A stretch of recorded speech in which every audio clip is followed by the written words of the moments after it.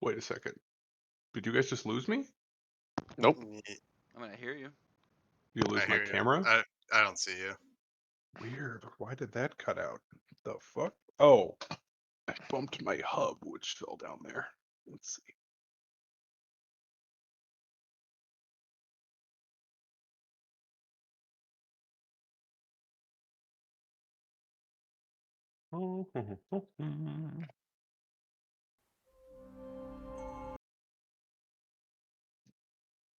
Well, anyway, while I figure that out, last session, you all finished your encounter with a trio of rather unpleasant hags you discovered living at the old bone grinder.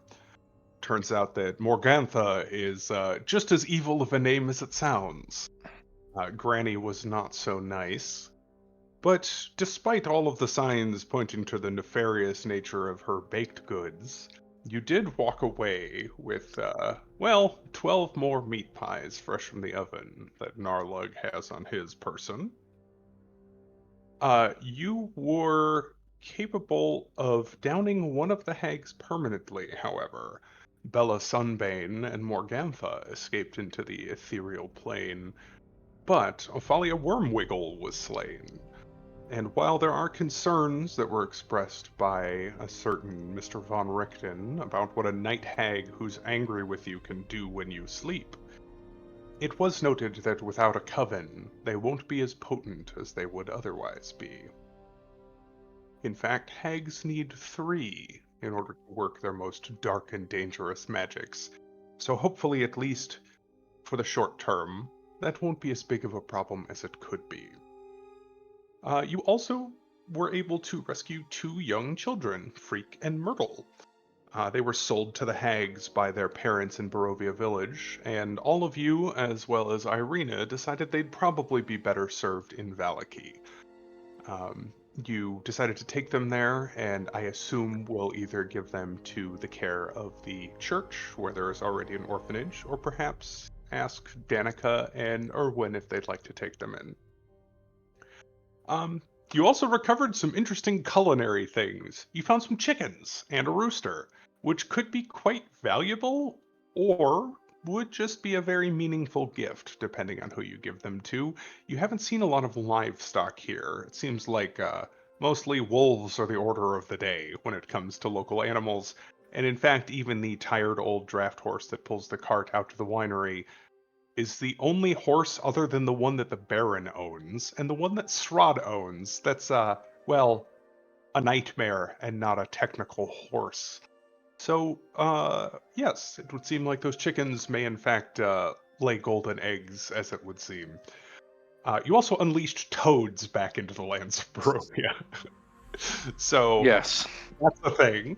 Um, as you know, toads do not travel particularly quickly, but over the coming days are likely to make their way back into the surrounding lands and hopefully repopulate things a bit after all of the hags had rounded them up for supper. But we will pick back up with you all with a bit of yada yada yadaing here. Having returned to Valaki proper, um, I would just, in the interest of time, like to ask where you would like to direct the children, since I assume you don't have any deep interrogation for them now. Would you like to take them to the church, Irvir, do you think? Or they I seem think that's what Irving would attached to you suggest, and Irina than especially anything. because, I mean, the Mardikovs got their whole thing going on, and Mm-hmm. they're not really a part of that, so not bother. So thinking, church orphanage sounds good to him. That's fair enough. Not to mention, he thinks it'll be good to ask Milovoy to look after them as a favor. Ah, that actually probably is wise, both to give Milovoy a bit of a sense of purpose Yeah, and exactly. also, yes. Because he was talking So- about wanting to help out already and everything, so... Very well. If you'd like to roleplay it out, you can, or I can kind of summarize the conversation. Your choice. But in the interest of time, I mean, I think I got the point across about yeah, what and why. the intent there. And Yeah. yes, I think, first of all, Father Lucian would be quite happy that you've, managed to save these 2 children and though you don't often see it on his face, you actually catch a bit of disgust as he hears like how they were given to the hags. Um, but quickly kind of brushes that off, at least the outside, and excuses it that we can't judge everyone's struggles, but at least they've found you and now found a place they can be safe. Um, he would certainly Probably welcome iterate them with open to arms. Go ahead. Milivoy that Freak reminds Irvir of Milivoy. Like, yeah, the Does kid have a bit of is that very spark, doesn't he? stubborn and like older than he really should be. Mm. Like, and he wants to be strong and independent, but he could use someone older looking after him too. Sure. And I think, as the kids are kind of meeting the other children and whatnot, and you pull Milivoy aside, you've seen him very restless recently, and he clearly does seem, there's like a brief moment where you can tell he's like a little bit disappointed that you didn't ask him to like raise arms and charge into battle against the Baron, but he understands the importance of this. Like, he would express you like, he was basically saved from a similar orphaned fate, and this really has given him a sense of purpose. Whether or not he feels trapped in Barovia, like, this is a family that he didn't have, and he understands how important it is to give to those kids too. If And he does thanks you kind of for feel trusting like him to that, do it. I think Irvir would also iterate that it's important that there's still people there in case we fail. And you can see That him kind of like even think on that for a moment. were we to botch everything, people still need to be here to keep things going. And yeah, while there's like a slight slump in his shoulders from that, you get that he understands what you mean. And after kind of like chewing on it internally for a moment, he nods and tells you you're right, and that while he aspires to bigger and better things, like this is something he's good at, and it's something that he does see as important. Um, For now, I have and to trust the future to you. hopes you succeed, but understands what you mean. Um, and probably would mutter something about growing up not being as fun as he'd hoped it would be uh, throughout the whole thing. Um, but yeah, both of them are thankful that you've brought them here safe. And while Myrtle certainly like basically clings to Freak like a freaking barnacle the whole time, um, you can tell with this little bit of like cockiness and whatnot, he'll fit right in. Very rapidly. Even by the end of your conversation, they're chasing the other kids around the schoolyard, and um, basically seems like a good spot at least for now to leave them. And if you have more questions about the hags, you may check in later, but let them be kids for a while first. But yeah, as for the rest of you, I assume you would check in probably rather quickly with the Martikovs, but if you'd like to check in with the Walkers or anything else first, that's totally fine too. Just tell me where you'd like to go. And Irina will stay at the church for now to give the kids like some sense of continuity in this transition, Irvir, just so you know. Yeah, Yakubati will definitely bring the chickens to the inn and give them to Danica Matakov Hmm. and be like, plunders from today's riches or today's hunt, and I'll just basically just give it to her so she can make us eggs and stuff in the morning. You can see like you give her these chickens just like it's nothing, because to you it kind of is, right? And Right. to her, she's just like her eyes go wide, and Where the fuck did you I find a chicken? how as far as I knew, the only chickens that were left are in the castle. I, and she kind of like glances around conspiratorially. Thankfully, there's nobody really in here, like kind of this mid-afternoon time, and like rapidly takes the crate you've brought them in and like yells for Irwin and hands them to him to like go smuggle out to the stables. Like, I, this is wonderful. We'll take good care of them, and obviously you're welcome to anything I make from the eggs. I don't think we'll be. Well, I don't think we can possibly slaughter any of them until we have another round of healthy chicks going. But thank you. This is well, it's more of a luxury than you might realize. Well, the talent of Malar is quite a great hunter. You know, that's why I have the title, and I'll just leave unaware of what I've just given. Hey, this is just a Sure. chicken to me. Yeah, but yeah, she's just like astonished by this gift. Um, I think that Rictavio would just mention like he's going to go take a look at what's going on at the Baron's house. Um, as and like when you're in your own rooms, he can kind of be honest about the character and be like, they find this persona annoying, but they do tolerate him. So I'm going to go do what I always do, beg for a bit of coin, keep my ear to the ground, and see if I can find anything out. At least the staff seem to like my act. But that leaves the rest of you with most of like a late afternoon and then an evening here in Valaki, which if you wish to just skip through, we can. But if you guys are feeling a time crunch, um, certainly plenty of time. And I don't mean to be pushing forward. I just know we're ending at like a weird time in the day here, or we're picking up at a weird time in the day. I'd like to just ask Um, Railmir if he'd like to get anything silvered tonight, because I'm gonna hmm, go do some arrows. So if he wants to come with, I have Nah, a no ton of problem with. silver. So it's not a bad idea. maybe we can go talk to Um, somebody, have him work on it while we go and do stuff. sure. Yeah, There was that smith that Ervir used. Um, Yeah, for the if brush you Hey, strokes. homie's got wanted. gold now. Mhm.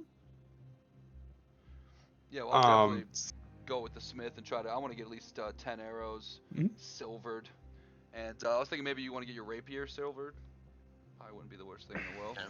Who knows what His we'll run rapier into? is already magical, You probably have like so a it normal overcomes those one, or maybe like a resistances. But short yes, sword or a some. dagger or Yeah, something. something. Yeah. Sure. And as a reminder, the smith you found, Makoya, is the one that has that unusual magical, like tailoring dummy. Um, but as you knock on the door and he opens it up, still in like the smith's apron, despite it being kind of near the end of the workday. Um, I don't think he recognizes the two of you because you have not walked in, but he knows you're out of towners, especially you're an elf and a tiefling showing up in an entirely human settlement, and there's only so many outsiders to go around. Well, he would kind of cautiously welcome you in, and as you explain what you're looking for, like to have this stuff silvered, um, he kind of like gives you a hold on gesture, darts over to the door, kind of like checks up and down the street that nobody's nearby, and closes it before you continue the conversation. um, I would tell you like this is it's not illegal to do, but there are only so many reasons one would silver a weapon, and so it's probably best that you keep both the work and the end product kind of hush hush. So he'll do it for you as long as you don't talk about it. And he would also like well, a bit of hazard pay for undertaking this. He's not trying to gouge you, but he basically tells you if you're willing to part with, say, 2 gold for the work, I think that would buy my comfort quite nicely. Yeah, well, I'll give him some silver. I don't know how much silver he'll need for 10 arrows. Maybe 10 silver. I would think that seems reasonable. A silver piece seems enough to coat an arrowhead. And probably similar for the dagger as well, if that's what you wish to have coated. So, it's more of like a mechanical question though. Does the silvering a weapon though, does it add like damage to it, or is it just So like it doesn't add any bonuses. However, certain monsters are resistant to damage that is not dealt by silvered weapons, such as okay, vampires and werewolves. Silvered weapons can also hit some things like ghosts, I believe, that normally cannot be hit by non-magical And weapons. then like some things are even Um, vulnerable to silver weapons. yes, and So some things are vulnerable to you just silver. do twice as much okay, damage. You know.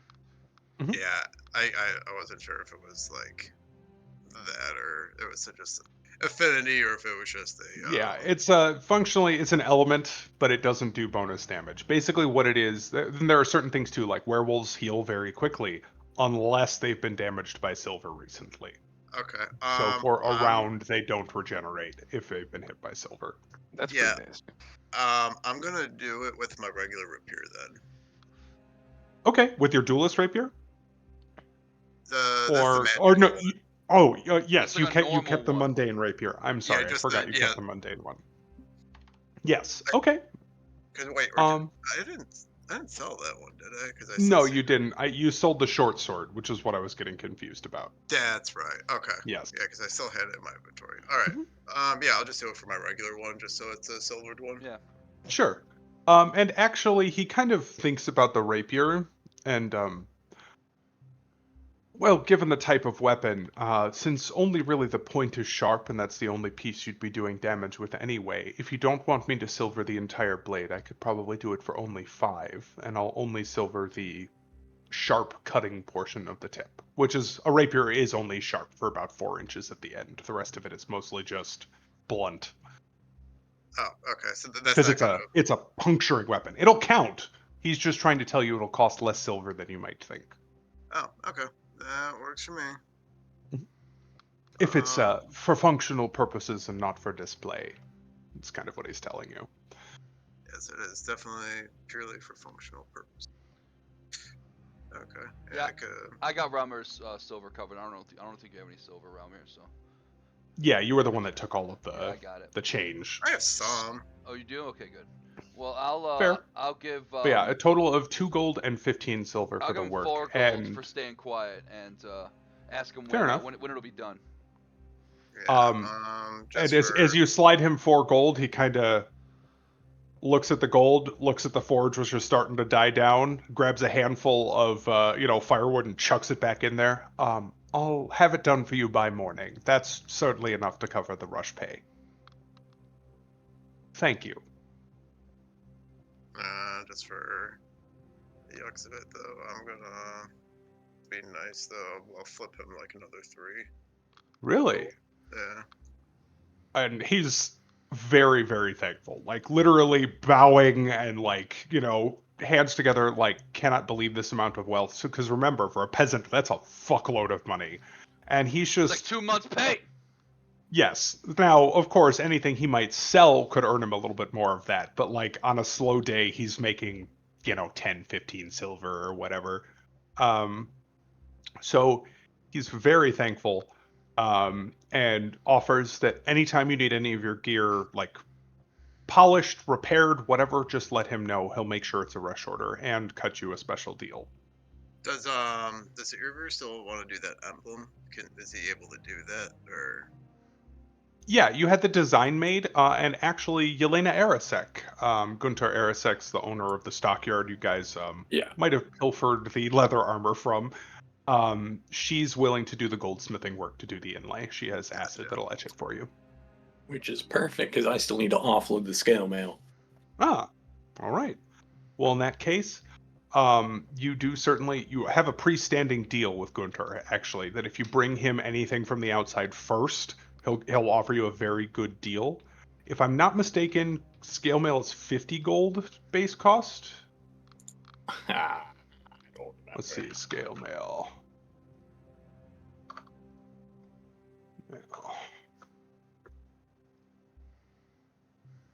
Not adamantine scale mail, just regular scale mail. Put out hoodie real quick. Not 2024, but I doubt it changed in price. It's 50. Yep. Okay.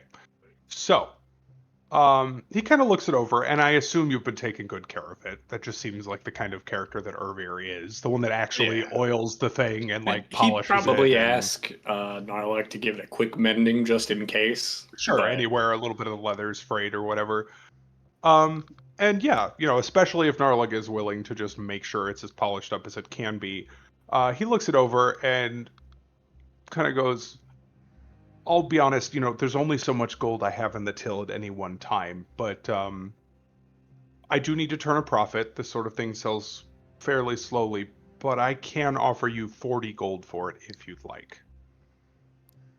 Yeah, Irving would agree to pretty much whatever he said and Mhm. would offer like a line of credit, basically. If he doesn't have that much gold on hand or whatever the case is, like if we need Mhm. stuff, we can come grab it, to whatever the line of credit is based Sure. on however much this is worth. He kind of thinks on it, and you can see him count through the till. If you don't mind, if I could give you Oh, yeah. 10, give you 30 and owe you 10, it'd be a little bit easier. I do have rent coming due. Yeah, everybody's very satisfied with that, so he makes no haggling attempts. Sure. So take 30, he'll owe you 10, which he says within the next couple days, he'll have the gold for you. He just needs to make another sale, basically. And the engraving work is supposed to be not that expensive too, right? Yeah, It's like, I what if believe you would just be like, let's see. it can go to his wife as a tip. It's like, That's it's a fair. fuckload of money too. I think she had actually only quoted you 5 gold for the work. Because she feels like they kind of owe you anyway for saving the town.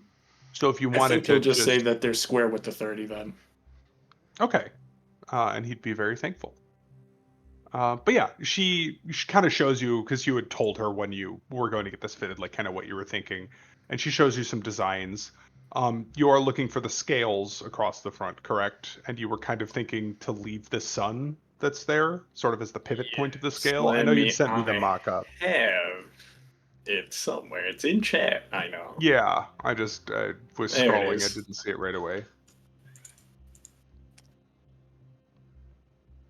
Ah, yes. Okay. And so she had been kind of working off of that description and would show you something fairly similar to what you're imagining. I think perhaps not quite as overtly skeletal, but if you correct her, because that's a bit taboo is the wrong word around here, but not something they associate with positivity. But out in Faerun, less so. Kelimvor is a well-known deity after all.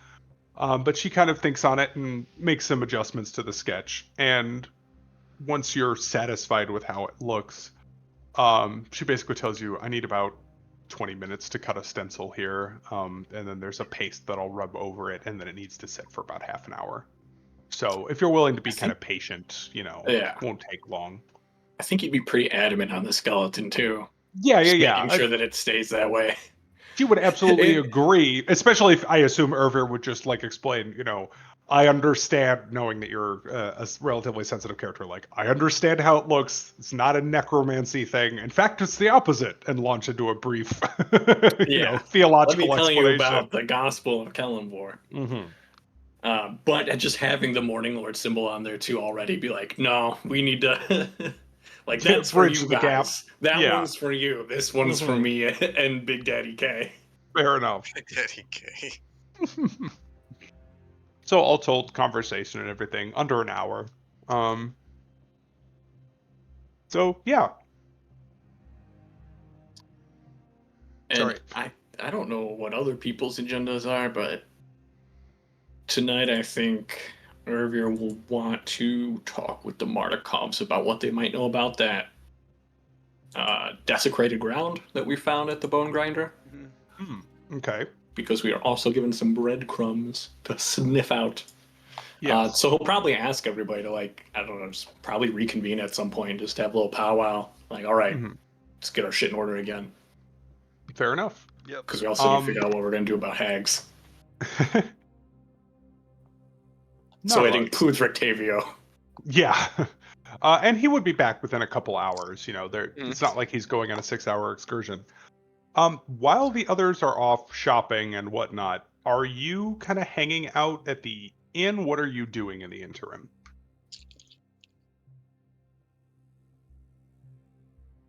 Ooh, Dave freeze.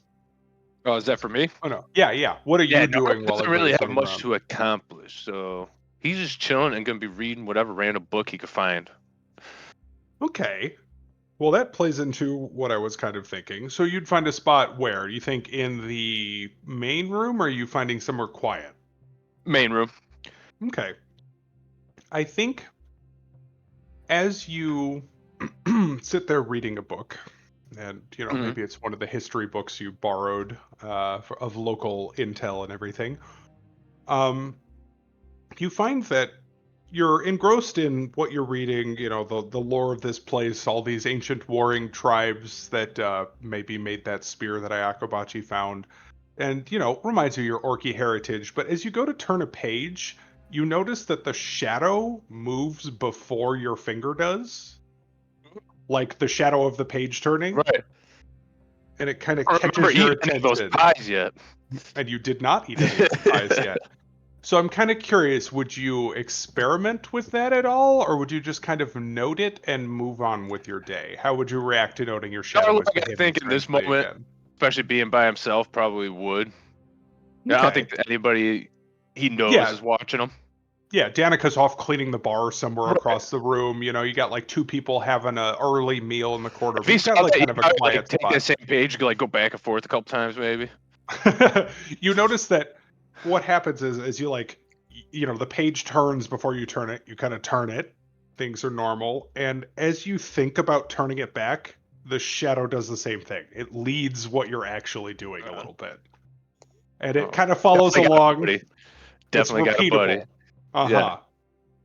And I think, go ahead and give me an intelligence check real quick. Hell yeah. Or Arcana, your choice. Arcana is probably a better bonus for you. Yeah. Nice, that's pretty good. All right, so as you're kind of sitting there fiddling with it, you're like, okay, what do I know about things like this? You talked with, Yeah, I do have notes on this. yes, so just recently you were talking to Borden, and he kind of explained that it's a familiar, but not really for him, but the way it sounded that was like that it was his familiar. This is not a thing that can stick to other people. Yeah. But he mentioned that his patron, one of the unseelie, the evil flavored The Fae, war. Yeah, is what dark gave it side of the to him. fae. Yes, and that something here feels like a strong connection. So whatever it was seems to have taken an interest in you as well. You saw it standing at the foot of your bed. Mm-hmm. And I think what that 15 Arcana gets you is something that you might not have realized at first, but it's leading your movements, which means it's either reading your mind, which seems more likely, or it's somehow being able to see the future. So I think you kind of go, can I talk to this thing? Let's see. What languages do I know? Celestial, Common, Orc, and Primordial. I don't think it falls in any of those. So, does this thing just understand how I talk? As a You think it reminder might. to Narlug, he Mhm. was present when Ervir attempted to communicate to it, and it That's true, and responded it did understand in common. motion. Right. Yes, not It responded speak with back, but charades, right? yeah. Correct. Say, Narlug did not try and come off as too crazy. He's already an orc in an unfamiliar place. He's not going to begin talking to his shadow in this crowded area. But the Sure. next time he is alone, he will try to communicate with the shadow. Well, there's an implication there too. Yeah, If you you think do it might think be it's able to reading your hear your mind, thoughts. Right. You All might be right. I able guess to we could think try at it. that right now. Sure. I could be like, hey, I would think to myself, like, to point to like one of the words on the page that I'm trying to read. Mm-hmm. Interesting. So you would kind of focus, like you're trying to get it to read to you. Yeah. Interesting. You know, like Okay. it's a page with a lot of words on it. Maybe it could communicate Hmm. to me with words on the page. All right. Oh, that's interesting. I like that. That's very thematic. You know, kind of Okay. like Breaking Bad when they're doing the ding. You know. Uh-huh. So as you point at it and you kind of gesture to the page, I think it starts, you see the shadow in the spine of the book, right? Whenever you have a Mhm. book open, there's a bit of darkness in the center. And I think it worms across the page in little teeny tiny lines, and it starts to underline things in the text. And as it underlines, you follow along and you realize that it actually has underlined a sentence out of this paragraphs and paragraphs of history. Though I cannot see clearly inside your mind, I see your desire to communicate. Okay. And then the shadows squirm and retreat into the spine of the book again. Do you just kind of sit with that for a moment?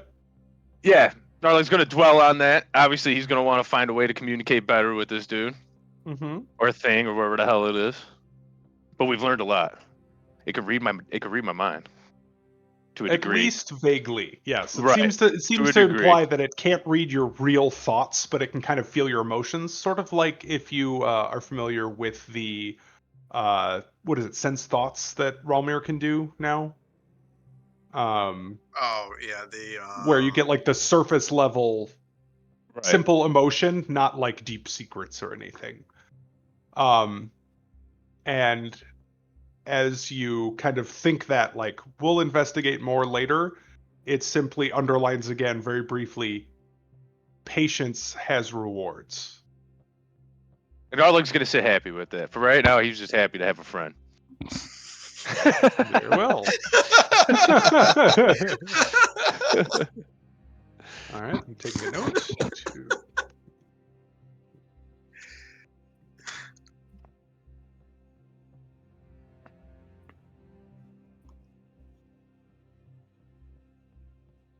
Cool. All right. Well, in that case, I think all of that, your errands and whatnot would take, an hour or two in total, which kind of brings us to the dinner rush, in which case Danica would certainly feed you all very well. She knows you've had a long day. And while she doesn't have dream pies, Narlug, it's not just stew and bread tonight. She actually brings you guys some, like, actual sweet little pastries as well. Um, I felt as though we still owe you for the work you did, both going to the winery and returning unscathed. Um, though it's small, a couple sweet treats on the house, and, well, of course, I've considered our proposal for what we might be undertaking over the next few days, and I think I have some information for that too. But that's dessert. And she kind of walks away again. AKA, I'll talk to you about it later. Mm. But yeah, a relatively busy evening, though people are still kind of annoyed by this whole constant festival that is going on in Valaki. You do hear a little bit of chatter about the Festival of Autumn's Bounty, the one that's coming up that you've all kind of determined is likely to culminate in a public execution.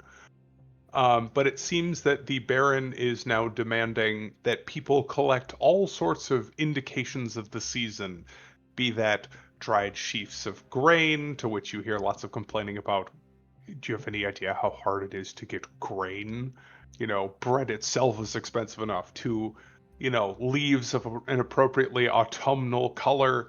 The forest is mostly evergreen. And people are just kind of complaining about the unreality of his demands. Basically, he's expecting them to set up like a harvest festival, and not only is it the middle of summer, but people barely have enough food to go around anyway. So there's not much bounty to celebrate. And that's kind of the general mood you get, is that the town is like extra fed up with this one, that you kind of overhear in snatches from around the rooms.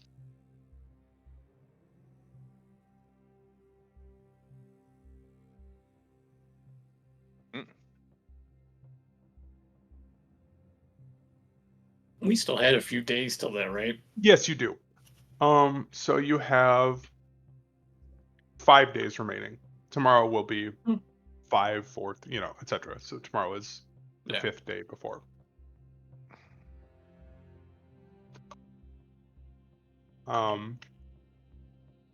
But again, the general gripe that you hear is that, like, expecting people to budget this sort of extra stuff. This is not just go collect wildflowers or send the hunters to bring in more wolves' heads than normal. You've seen signs for the wolf's head jamboree that was the festival before the Festival of the Blazing Sun. This is like asking people to give up something they need just for decoration. Right. Seems wasteful. Mm-hmm.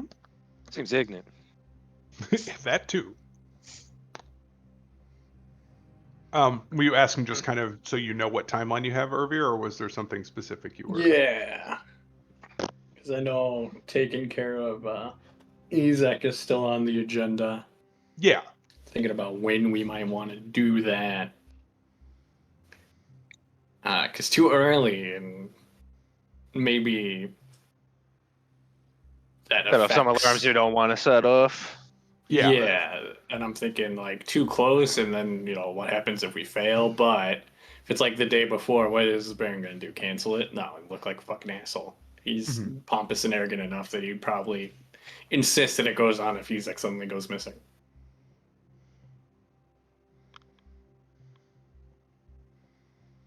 Hmm. And then he got us waving our big dicks around. Right. I missed the days. How many days away is it? 5. So today is technically day 6, but it's like late at night, you're after dinner time. So you have 5 more full days, and the dawn of that 6th day will be when the festival occurs. You were told a week, and I misspoke. In Faerun and in most of the cosmos, actually, they're 10 days. So it's not 7, it's 10 in total.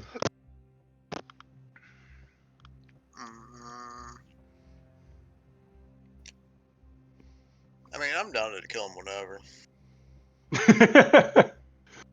I could see that being like the way Ralmir delivers that in character. Like, lean back in the chair, picking your teeth. Yeah, fuck Yeah, that guy. That's a good we'll kill. stab him, whatever.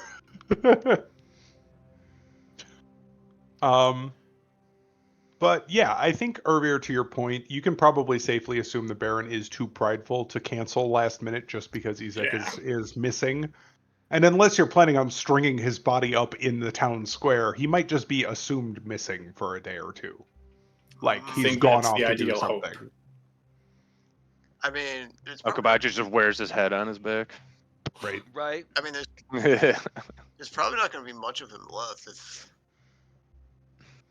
If you do the It's crock Crock box. box. if we do the crock box.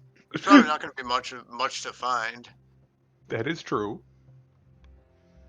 It's the perfect crime. I could probably eat him. True. I would say a Doesn't he whole have, ass like, a alligator could eat most of a person, no problem. infernal arm or something though? That'll give you like He does. indigestion. Yes, so as a reminder, Spicy! like there's some on his neck that is like weird gray and kind of scaly, and then his entire arm ends in like a big oversized clawed hand and has like dark infernal looking scales all over it. And his eyes are a little bit strange too. They have like a What almost like a sheen behind them like a cat does in the dark. like if I use my like kettle and then like we like boil some of it, would that like sanitize it? Interesting. You're trying to boil the demon flesh to sanitize it? Yeah, I have no idea. kind of But cook off the bad bacteria. probably, but it might just be poisonous. Are the Marnikos willing to store our barrel of Dregicker? So I think that would actually, Or do we once put that it does by come the up, like, Rictavia wagon? Wait, I think they go ahead. You have an idea? that gave me an idea. So like after like we like if he doesn't like eat all of it though, if we hide it in a barrel though with all like their other barrels in the back. It'd be hard to find for sure. There's all sorts of places in town where you could I was gonna easily. say you could just dig a Yeah. hole in the woods. Mhm. No one's Yeah, going out there. If we are going to, if we're gonna hide the barrel, no matter where we do it, I'm gonna put Druidic on the barrel, so it'd be like, it's this one. So you know? Yeah, or maybe any other druid, but I won't make it too obvious, so that Yeah. you know. I've always imagined Druidic as like kind of a what's the word I want? Like when it's written, it doesn't really look like text. It looks like, the pattern in bark or leaves or whatever. It's more of a coded thing because like you Right. said, it's it's not even decipherable and it takes a DC 15 perception check to even notice that it's writing. So Right. I've always imagined it as being very hard to spot. But yeah, I think a barrel's a fine idea, and like you said, you could just hide it in the woods. And in fact, here is probably easier to hide a body in a barrel in the woods than anywhere else because the people are afraid of the woods here. The only people that even go into them are the few hunters in town, and well, you beat two of them up recently, and they don't seem to be doing any hunting recently, given that you gave them to the, well, you gave them to the Vistana, so they're still recovering from that whipping they took. Huh. No one's worried about the town starving or anything, but well, they received some light medical attention and they're resting it off. If Irver wants to go and talk to anybody and get kind of figured out what we're gonna do tomorrow, I'll go with them. But other than that, I don't really have anything else I want to do. Very well. Then I think as dinner service kind of winds down and people are still kind of sleeping centered here downstairs in the common room, not a ton, but there's still 4 or 5 that kind of they move the tables and they lay out federals. Um, but as Danica dims down to only a few candles burning and everything sort of quiets down for the evening, she would join you all in your private quarters and sit down for conversation. Um, I understand that perhaps, and as a reminder, this is like a little more serious, a little bit less cheery innkeeper. This is her business side. There are details we want to discuss that pertain to the removal of our dear leader. Um, I promised you dessert, and I have some. We've been in communication with the extended family that remained at the winery, and she pointedly looks at you, Ervir. As they're able to travel rather swiftly and in a manner difficult to detect, they have agreed that they will attend to whatever plan we may do, and can be seen both where they are now, here when we need them, and back home by morning far faster and safer than anyone would expect. It will keep them entirely out of, shall we say, legal trouble, but will also give us a considerable bit more muscle if we need to work in 2 locations at once. They're willing to do this and risk exposure uh, as a favor for what all of you did at the winery. And suffice to say, they are more resilient than one would assume. I'm very appreciative for the favor, but hopefully it shouldn't need to come to exposure. At least certainly not yet. I think the greatest asset they'll be able to provide is when it's time to go after the Walkers to retrieve her daughter. Indeed, and that is part of what they wish to assist in. Once I told them of the predicament that Stella is currently, well, trapped in, they were very interested in assisting. Um, I did not expect so much that they might, well, as you say, openly expose their involvement, but when it falls time to work behind the scenes, perhaps during the festival, or if you choose to uh, expose the Baron before that time, they will be ready to assault the manor and recover her.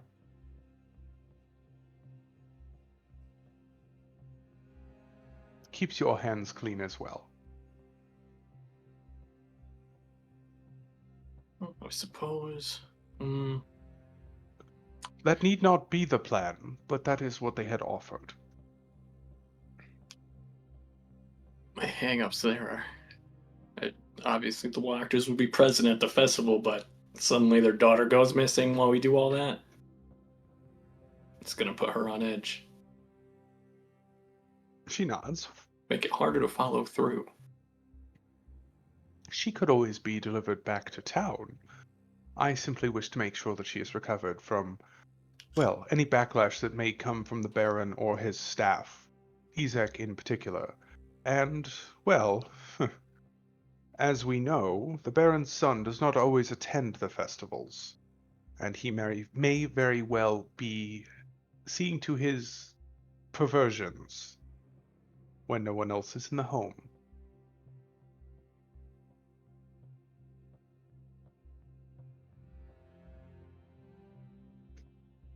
And you do know, it's been mentioned that, like, he, as far as anyone is aware, is, like, a particularly sick fuck.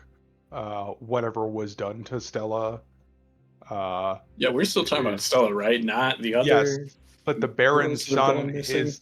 No, correct. But the Baron's son is the one that messed with Stella's head in some Yeah. way. The implication being not pleasant, shall we say. But yes, when it comes to Victor, well, the quicker and quieter he's dealt with, as far as I'm concerned, the better. I don't wish to overcomplicate your play here, but certainly he and the girl can be made to look as though they've fled town, and she could be miraculously recovered later.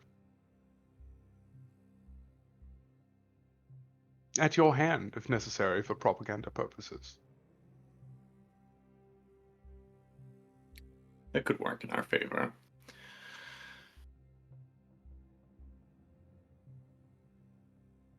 Do we know anything about Victor? Like, So he's got a what his lab in, like, the capabilities top. are? Some type of mad scientist. Let me see what I have him. Yes, so it's been mentioned a little bit before. I'll see what Ayakobachi can dig up, and I can fill in some gaps, because Danica knows a little bit too. Apparently a lot less than I thought. We know that Victor knows magic. Yes.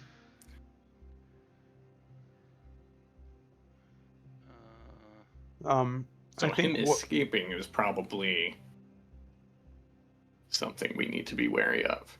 Mm-hmm. Let me try Stella. And the mad science part of it is that you know that every so often there have been reports of strange and unusually bright colored lights flashing out of the windows in the attic in the Burgomaster's house. And while he certainly insists that all sorcery and devilry in this town be illegal, it seems like some is going on under his roof. And that would appear where Victor's laboratory is, somewhere up under the eaves of the attic. Oh my god. I should go look at Stella. You should go look at Stella. Not tonight. Because you have removed curse now? Yes. If it is a curse, if it can be cleansed with either remove curse or lesser restoration, having her be like, yeah, so this sick fuck did all this shit. We go, wow, really, under the Baron's roof? That's crazy. And really ups our game at the festival. I think that could certainly work. And the letter, that's a slam fucking dunk. It would be that extremely pristine letter. incriminating. Yes, and you have the very high quality forgery. Oh, yeah, that too. Well, say theoretically, if this doesn't work, what Irvir is doing, like, would detect thoughts help at all? Probably the only problem is that it would kind of be entirely hearsay. It would be you saying, "Oh, I'm using magical powers to read her mind." And you would need the townspeople to trust you. However, I believe Irvir would know he has access to a spell that can solve that problem. I don't know what the material components are, but Zone of Truth is a thing. Yeah. I don't believe Zone of Truth has significant spell components. In fact, it might even be a ritual. I want to say it's not, but let me double check.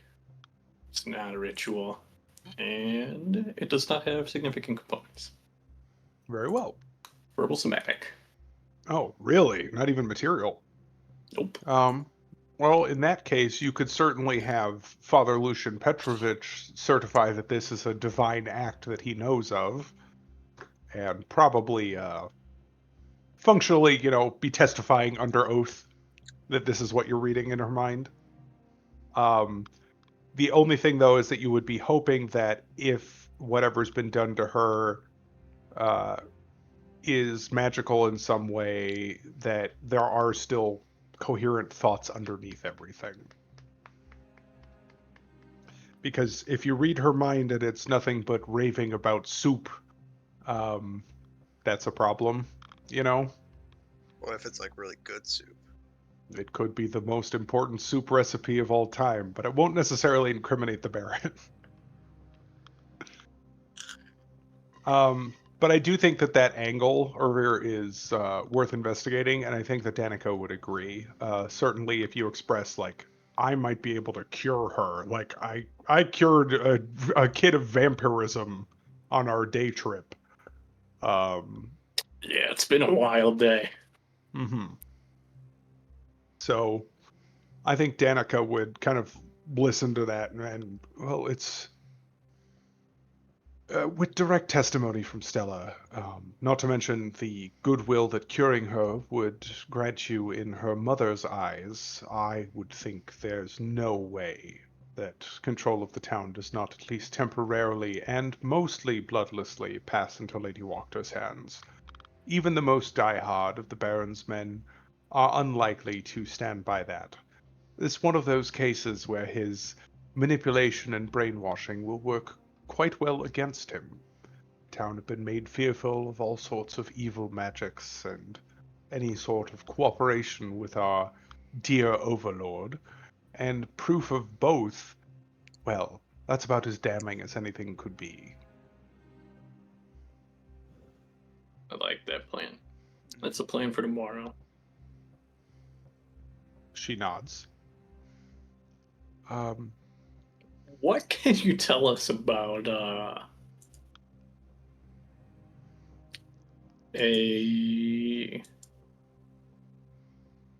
would you have called it an altar? It's a circle of standing stones, so it's like They're four big carved pillars. Yeah.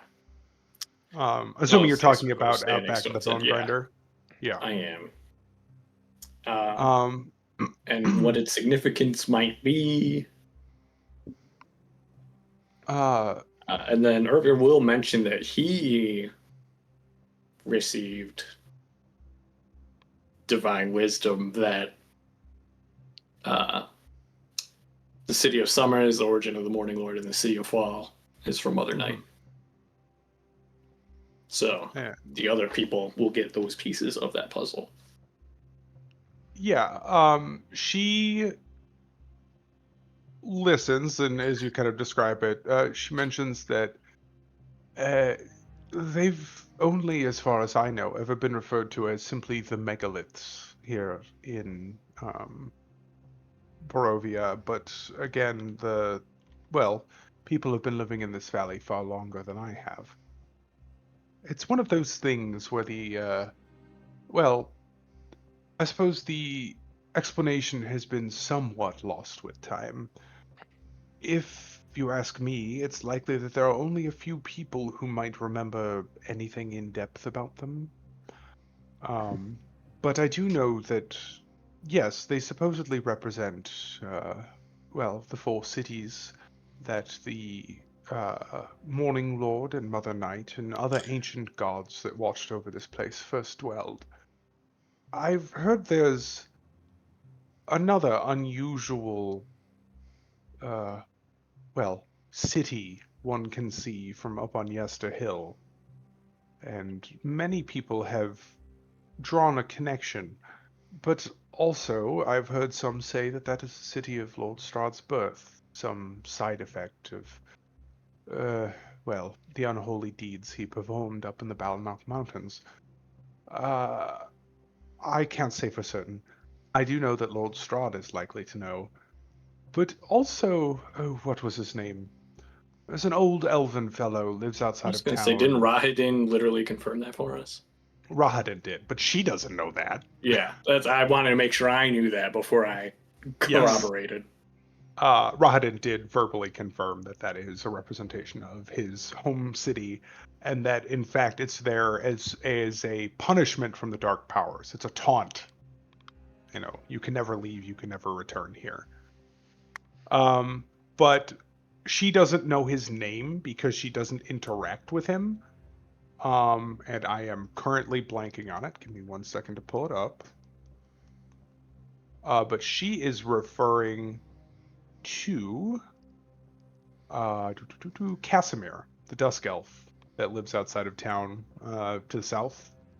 He's Oh, the that's oldest who I meant, person not she Rahadin. knows. Or Oh, maybe Rahadin did confirm it, but I was thinking Casimir, yeah. The other Dusk Elf we know. gotcha. I only Yes, know two of them, but they look so damn That's alike. true. Wizard.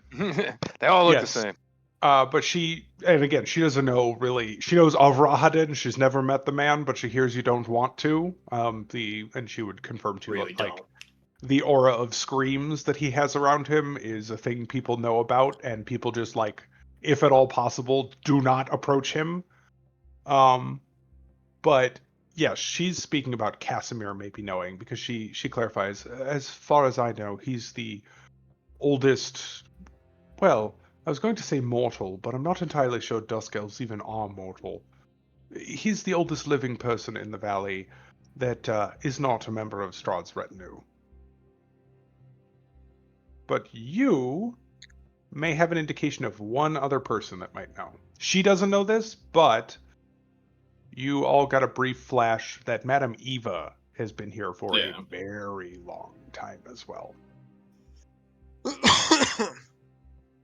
Yeah, probably need to talk to one of the magicians just because if it's desecrated with a capital D, I feel like there's some sort of implication there.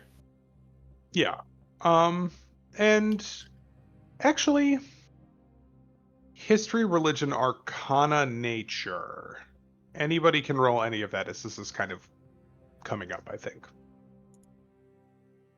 I said history, arcana. Religion or nature. Your choice. Ooh, that's a good nature roll. Good history, too. Got brushed up on those books. Ooh. Oh, Ervir's having a moment. I think you're probably lost in thought about what's coming, here, and you get distracted by the idea of like, well, do we go to Casimir or do we go to Eva? And you're like too locked up in the plan to really draw the connection, I think. But as you're talking to her, I think the other three have more time to think about it.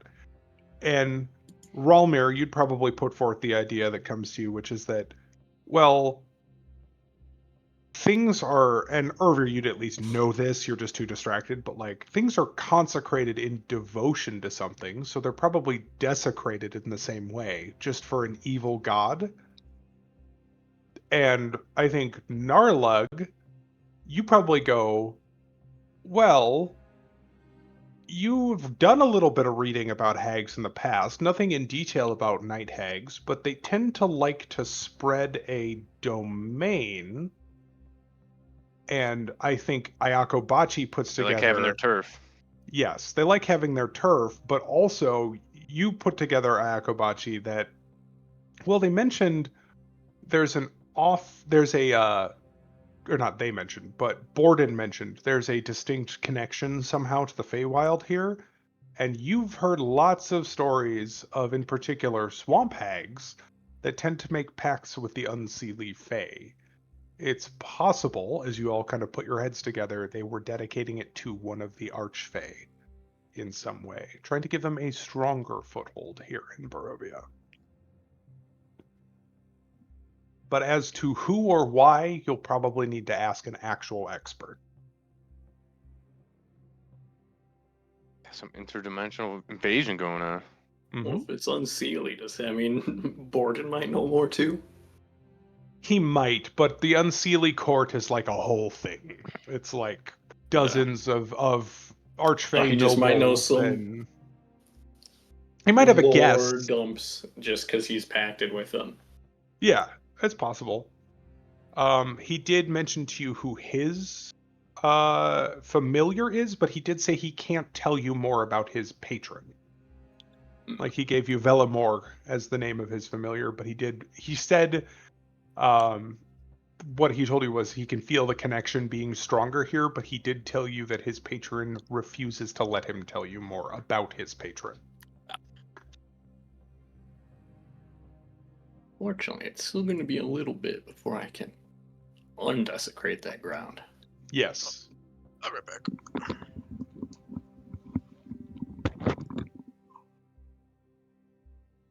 Yeah, it's a 5th level spell. Mm-hmm. And it has an expensive component, Although, if I'm not mistaken. it is 1,000 gold to hollow ground. Mm-hmm. But I did notice that it says until dispelled. Yes, dispel magic is something that can be used. And I think Narlug might have dispel, or do you have dispel? I have it as well. No, Oh, there you I go. could take. prepare I could it. take it. Yeah, I could take it on my next level up. But if they got it, I'm not going to. That's fair. But yeah, if you wanted to just break the effect, you could probably do that. You won't be able to overwrite it until 5th level spells, but you might be able to at least dispel the most damaging of its effects. Yeah. Damaging in a spiritual sense. Yeah.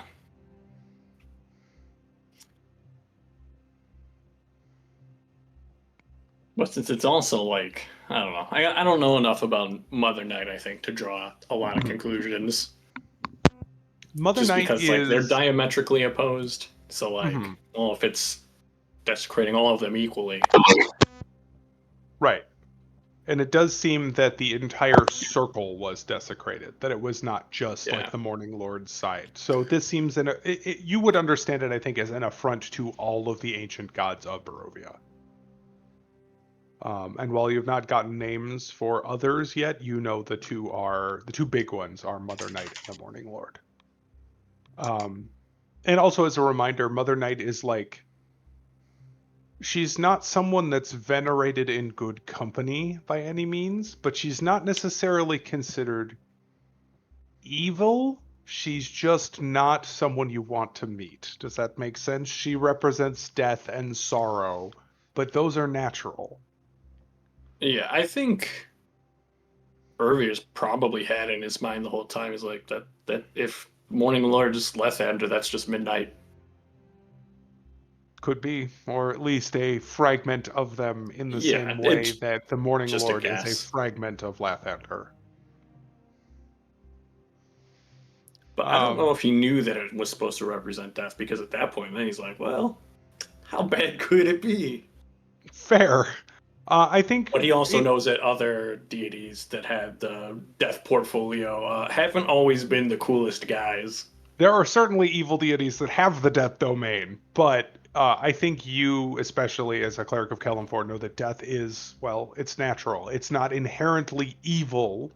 It is just part of the story of life, right? All things have an end, and that is in itself not an evil thing. That is just fate. And it's right that things die. It's when they linger that it's a problem. Lingerer. Always lingering. But I think at all of this discussion of, elder deities and archfey and whatnot, Danica, she listens, but you can tell she's a bit uninterested, and she kind of at one point throws up her hands, and I don't mean to be rude, but all of this is a bit beyond my purview. I do want to report one final thing to you, though. I have heard, well, through the network of ears that listen on my behalf, that while Lady Wachter does appear to be adhering to your timeline, there has certainly been more muttering amongst her fanatics.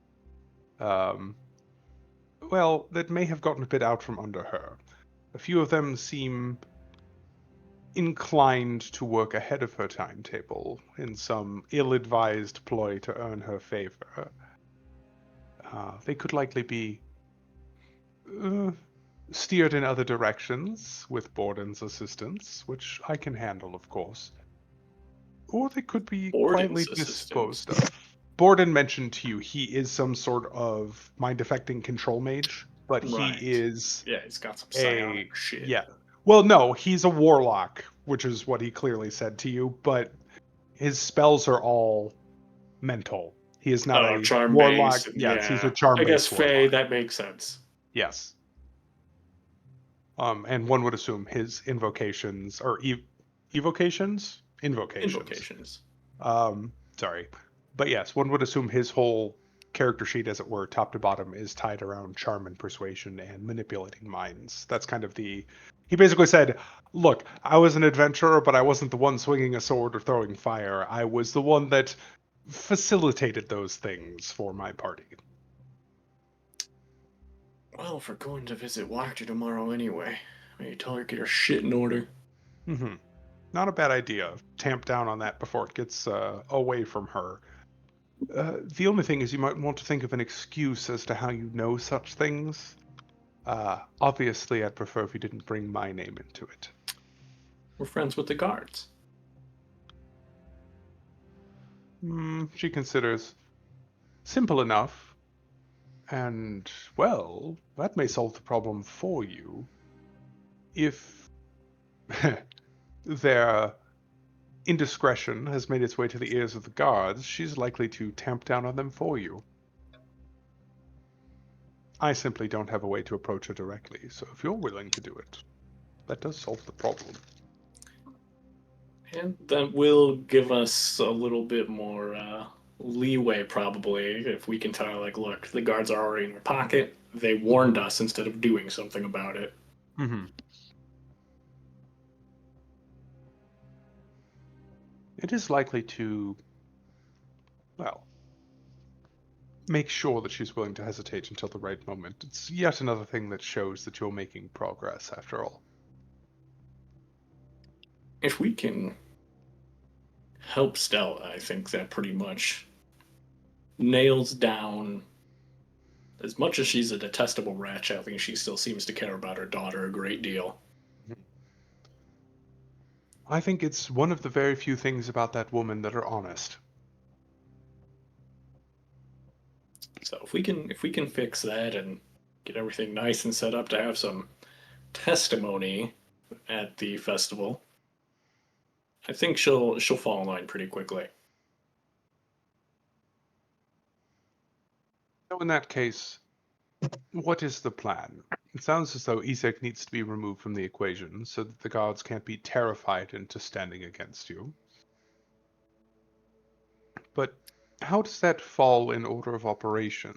Remove him shortly beforehand, but you'll need time to speak with Stella, assuming you can even, well, cure her mind. Is all of this to happen in the final day before? I was thinking I would go deal with Stella tomorrow. Give it some time to breathe. She may not be in a state to do a whole lot right away. Give her some time to recover. Mm-hmm. And that would also be a good day to set our plans for how Isaac will have a very unfortunate run-in with a crocodile. She raises an eyebrow. What is a Oh, crocodile? what? A big lizard with pointy teeth. She kind of side-eyes Ayakobachi off in the corner. He just grins. Right. They're infamous for what's called the death roll. I see. Well, in that case, I'm glad I've never met one.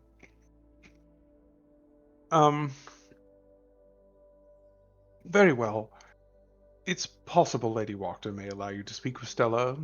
She is overly protective, but... Ralmir will have to come with me. That is a given.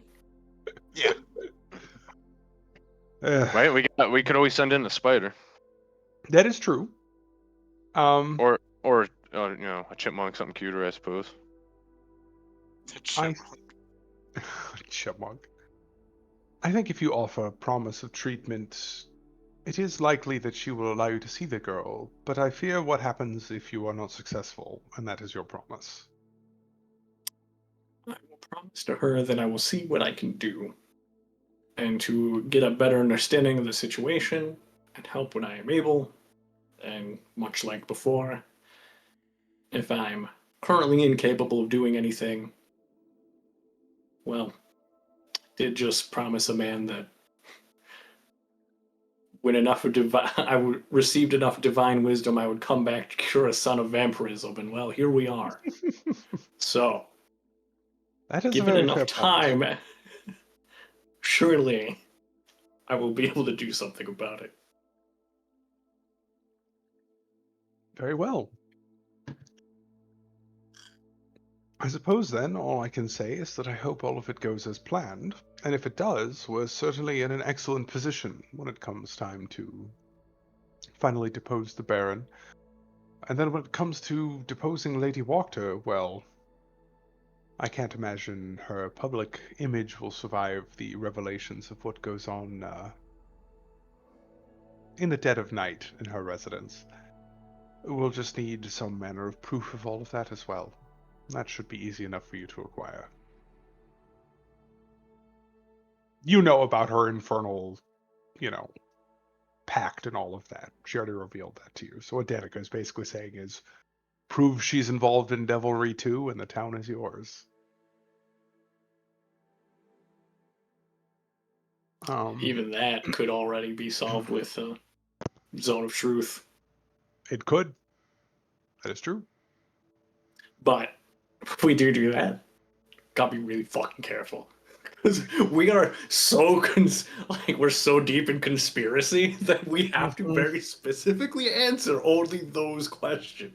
That's the thing. So Zone of Truth does not compel speech, or it doesn't compel you to elaborate, but it does compel you to answer truthfully. It does not compel you to even answer, but if you Correct. do answer, If you it do has to be the answer. truth. Yes. So we need a lawyer that says don't answer that. Just need like Rictavio to kick you in the shin anytime you go to talk. We do also have a member of a race that's notorious for being lawyers.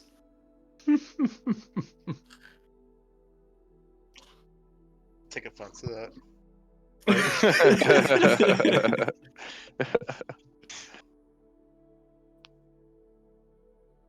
I think lawyer is an interesting way to classify devils, but it fits. No, he was talking about the orc. Contract law is contract law. That is true. We could just call a spade a spade. Mm-hmm. So, go ahead. And then, what do we do about the hags? What does Rictavio have to say about the hags? What are we about to deal with? He said something about at night. Mm-hmm. While we sleep. So, he would clarify. Well, the whole thing's a bit complicated. They aren't called night hags for nothing. And I'm sorry for not doing the real gravelly voice. My throat's still kind of fucked up from yelling all weekend at the festival. They prey upon those that sleep, and rather than eating the flesh, they eat the dreams. And it turns out that, well, a dream's attachment to your psyche gets a little bit blurry. It's a bit of a magical thing, a bit of a physical thing. And given enough time, they can actually sap the strength entirely from a person. When they feed, not only does it prevent the victim from getting a proper night's rest, eventually it can actually pull strength from their physical body. Over time, their victims waste away until they simply expire.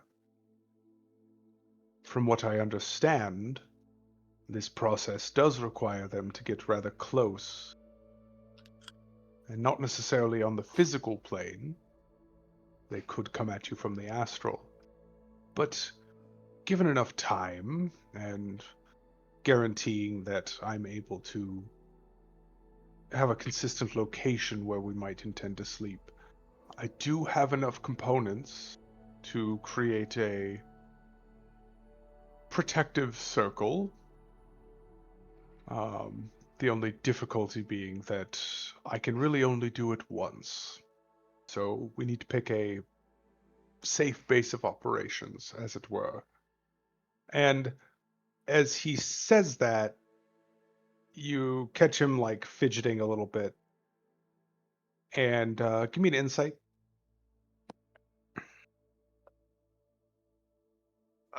Is it anyone or? Anybody who's in this conversation.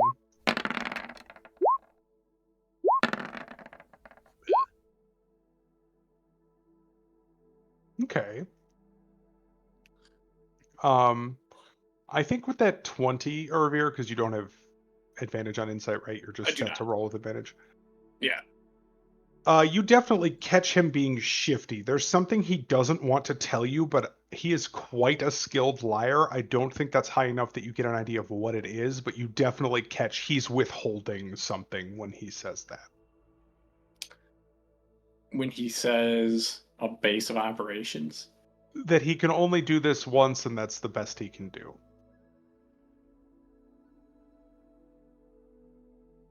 That's the only thing he can think of.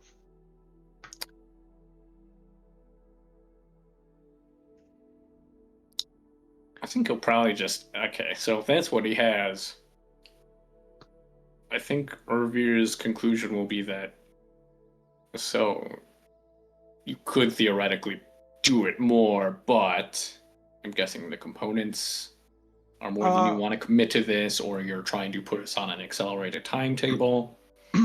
I think. Are you asking him that for Yes. clarification? Yes. Because I agree with you, this sounds like something we should handle near immediately Mm-hmm. if we can figure out what to do. It's certainly, yes, expensive components, but not only that. And he kind of hesitates, and you see him catch himself again. It's not even so much that I want to accelerate things, it's just that we will sooner or later need a safe place to sleep. And though I don't think we need to worry about the hags this night, or perhaps not even the next, they will find a third sister. And when they do, we need to be protected. But again, you catch there's still something that he is not telling you. And I think that because of what this is, he's bad at hiding it. As you know, normally he is stone-faced and very composed.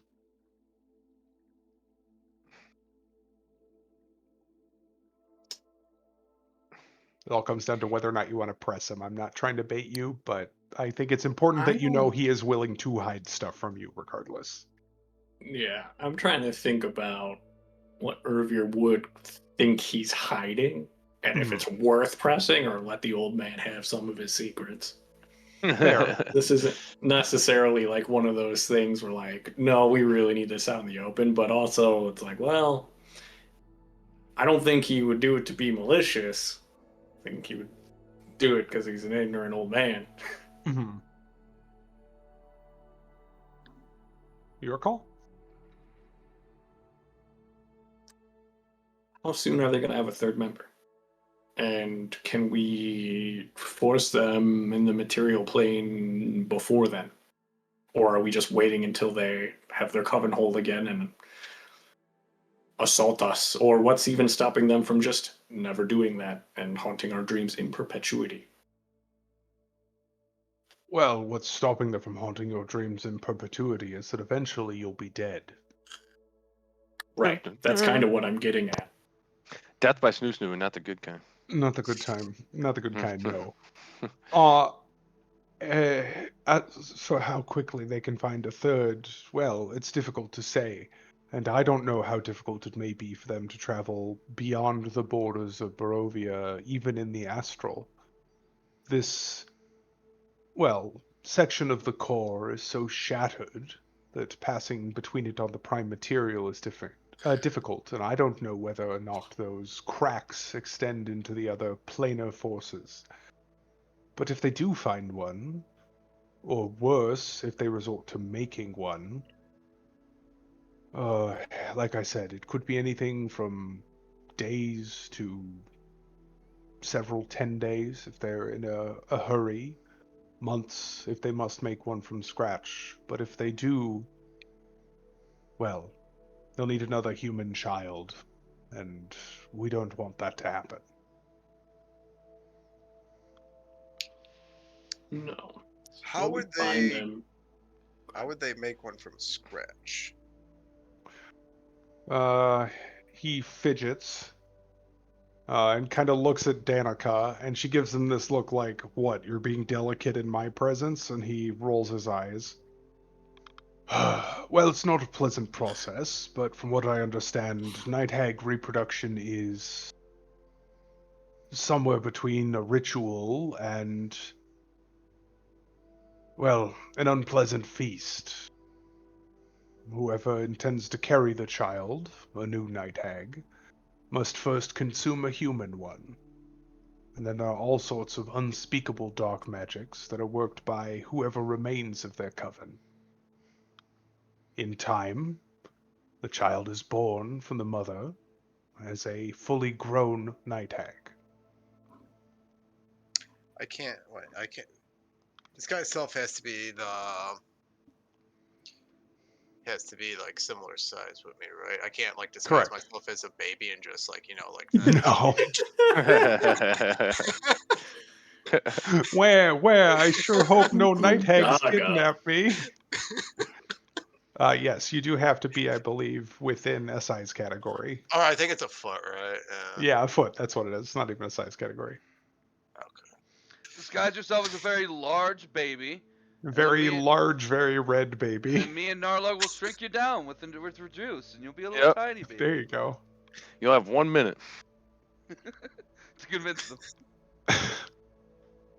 Point being, the reason that's the worst case scenario is anyone that they, well, birth will be loyal from the start. If they have to make a deal with a third hag in order to form a coven, there may be cracks in that camaraderie that we can exploit. Oh. It's good to know. Surely dispelling the magic of their desecrated ground is not going to piss them off enough to simply materialize on the spot straight into death, right? If only it was so easy. Unfortunately, I'm afraid they tend to be fairly intelligent. And while they likely were convinced they could take you all in a fight initially, I doubt they'll be quite so bold again. But I will say, if they do start to attempt to feed on us, well, each of them can only feed upon one, and it won't be lethal the first time. There will be signs, unpleasant ones, but survivable ones, if you wish to be patient before we set up any sort of protection. That's for the best. I have a strong suspicion that we may need to relocate our base of operations in the near future. And Danica does kind of fidget. I certainly wouldn't want such a thing too close to the boys, but it sounds as though they're more concerned with you than anything. Well, what if we do the old bone mill and then like they won't ever expect it to be there.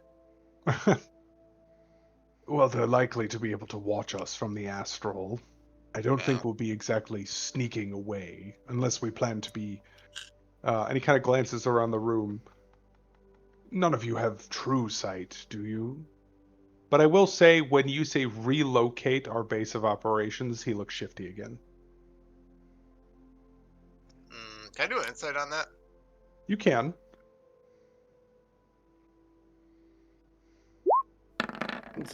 Unfortunately, the hags are not the only ire we're starting to draw. And we would not want the rest of the town to be put in danger or collateral damage if it reaches a tipping point. Danica nods. Well, I'm certainly able to keep you safest here in terms of ensuring that nobody, well, on the physical plane or anyway, is sneaking up on you. Yes, there is some collateral risk. There are all manner of empty There's houses. only so much you can do against the kind of iron we're drawing, and we all kind of know that and tiptoe around it. Mm-hmm. And as that But kind of continues on, I do want to cut to Rolmir's insight real quick. As Von Richten, so it's an 18. I'm not giving you the crit because you don't have advantage, right? It's just a No. standard roll. Yeah, it's the 18. Let's see. What was his roll? Okay, so I think you pick up that while he's been kind of fidgeting before, he keeps glancing the same direction whenever he like is awkward. He keeps looking west, as silly as that seems.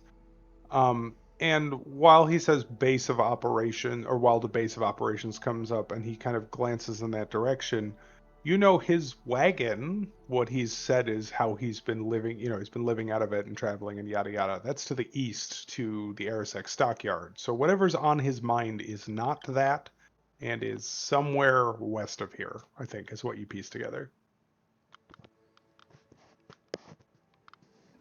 what about Argenvolstol? We might be welcome there. It's possible. And Danica just kind of quirks an eyebrow. I thought Augenwolfstolt was a rotting ruin. And Probably. Von Richten, yes and no. A rotting ruin indeed, but not an unoccupied one. Wait, huh? Sorry, I was just kind of like looking at the map though. It isn't anywhere. He's not referring to anywhere in Kreska, is he? Is that No, he's just talking Uh, about that castle. It's kind of like just like to the uh, west a little bit. It's kind of like up on that I don't hill. think you'd be able to be sure what he's glancing at. I just think you would Oh, kind of have an idea that it's, okay. somewhere out that way. But Kresk is to the west. So are the ruins of Berez. Argenvolstholt's probably a bit south for whatever he keeps glancing towards subconsciously. Um, it is a crumbling ruin, as I said. But, well, there seems to be some unliving occupants, he says, glancing at Ervir.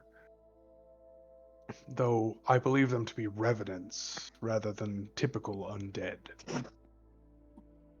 Let's see. Oh, he didn't give us his name. I think The that's where knight, we no. lost him. Yes. Yeah, Revenants of the Order of the Silver Dragon. He nods. We have a common enemy. And ending that grudge will also allow them all to rest, so I don't currently have any sort of problems with them from a theological standpoint. I He don't kind think of they taps asked for his this. chin. Most don't. I've never been quite bold enough to approach them beyond, well, the outskirts of the compound. I once tried to scout it out and was greeted by, shall we say, armed guards who insisted that I rapidly leave and tell no one that I had seen them. But I can tell you they were conscious and capable of, well, speech in the common tongue at the very least. You may be able to sway them. The writer we met on the path a few times now seemed to still have an air of chivalry about him. For the few moments we had him lucid, anyway. And We approached them as knights Danica, and the respect that they would have from that station. I think we may be able to make some headway. I certainly haven't heard the name of the order in years. It's almost folklore in the valley at this point. They've been withdrawn from society for a very long time, but they were known as, well, a positive force. In fact, well, they stood up to Lord Strahd longer than most. Maybe it is what's still keeping them going, and if they retain enough of their old selves, you're right, they are likely to want to cooperate. The question is just whether or not, well, they're entirely still there. Those remain to be seen. But if they are, that's a free standing army. He nods. However many of them, oh, excuse me. However many of them may remain, at least. He shrugs. I think it's worth investigating, though. And if we are looking to get away from town and keep some of the small folk, no offense meant, Danica, safer from these enemies that we've begun to make, it's probably as good of a place as any.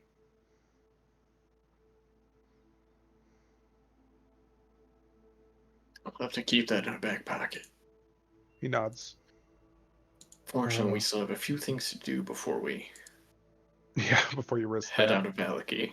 It's only about a half day, like not even, it's like a morning to get there, but depending on how long you get wrapped up.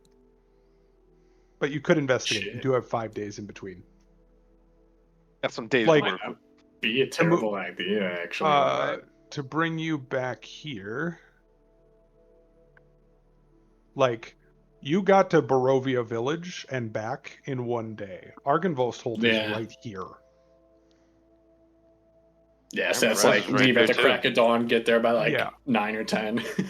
Like, this road, turns into a very rough trail, and that came up when Argynvost was first raised. Like, it's overgrown and all that, but it's only like, a mile and a half or whatever to get there. It's just that the last bit you might be literally hacking through the forest or winding the long way around. That would also be really cool to have like that area to then scout Berez and Selenka Pass from. You'd have to kind of either work your way down, because like Argynvost is up in the mountains a little bit. Yeah, we'd have to go But- down, but then we could follow the river down. Right. And you could certainly cut west along and follow the trail through the Balanok Mountains to get up to Selenka Pass. But for the record, like, from Argynvost up towards Luna Lake, though it doesn't really look like it, Luna Lake is elevated in the mountains, Oh, okay. so it only gets steeper as you head towards Mount Gakis and all of that. That's at like a significant elevation. Yeah. Argynvost is really more in the foothills than it looks like on the map. It looks like it's up on a Gotcha. mountain. It's like, it's at like a 600-foot elevation, but Mount Gakis is like at several thousand feet. It's big. Yeah, I'd rather Narlug no fly before we go there anyway. Might not be a bad idea. Or at least Featherfall. Right. I don't want a feather fall into a bird's mouth.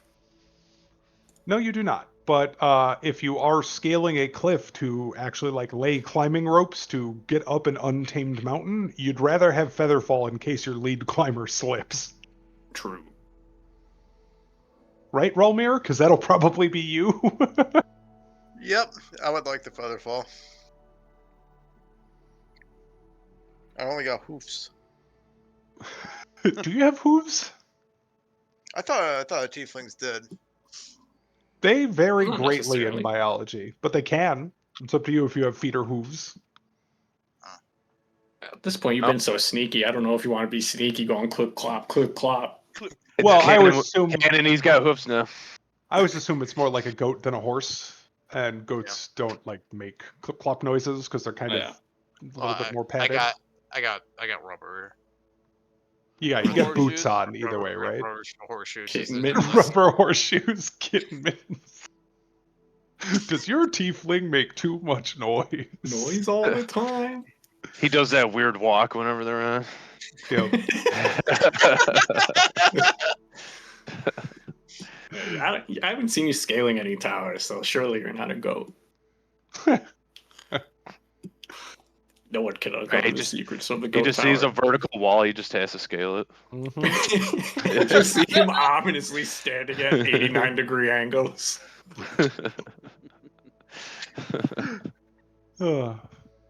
Goats really are unbelievable with their ability to do that shit. I guess that does make sense for a rogue. Like, yeah, they got the dexterity.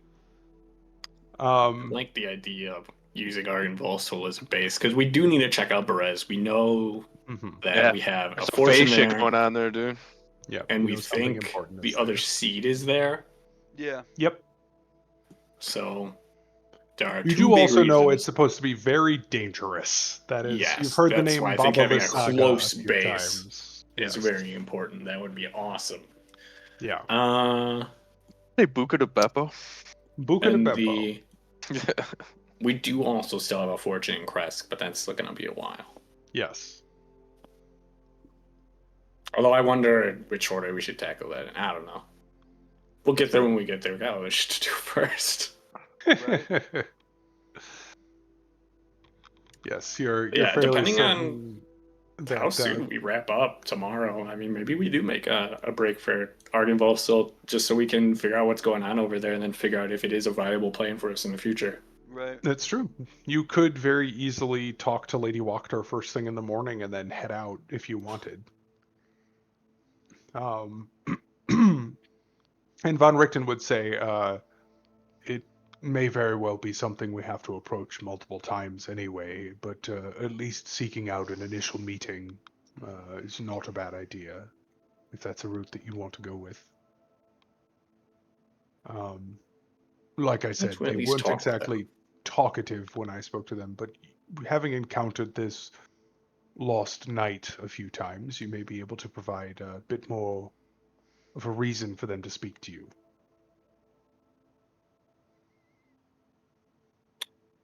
Don't necessarily want to lie to them, but Well, it wouldn't be a what if lie. we Oh, gotcha. expressed interest in joining their order? I don't know what they stood for necessarily, but if it was to protect Barovia, we are certainly in alignment on that. Well, their specific creed has been lost to time, as I said, but the stories do persist that they defended these lands long after Lord Strahd was turned into the monster he is these days.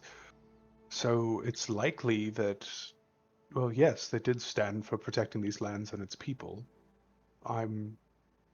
Well, I suppose death stopped them from doing it, but I don't know why they haven't made more of an effort to continue that mission if they are still alive in their own way.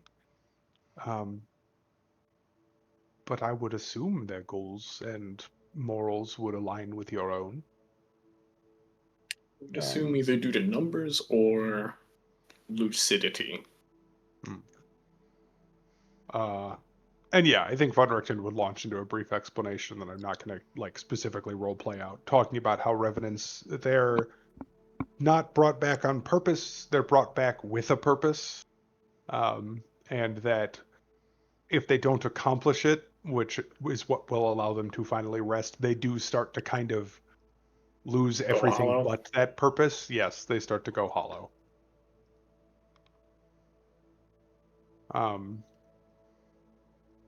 And Danica would sit there and think on it for a moment, and, well, who knows what would be left after hundreds of years, but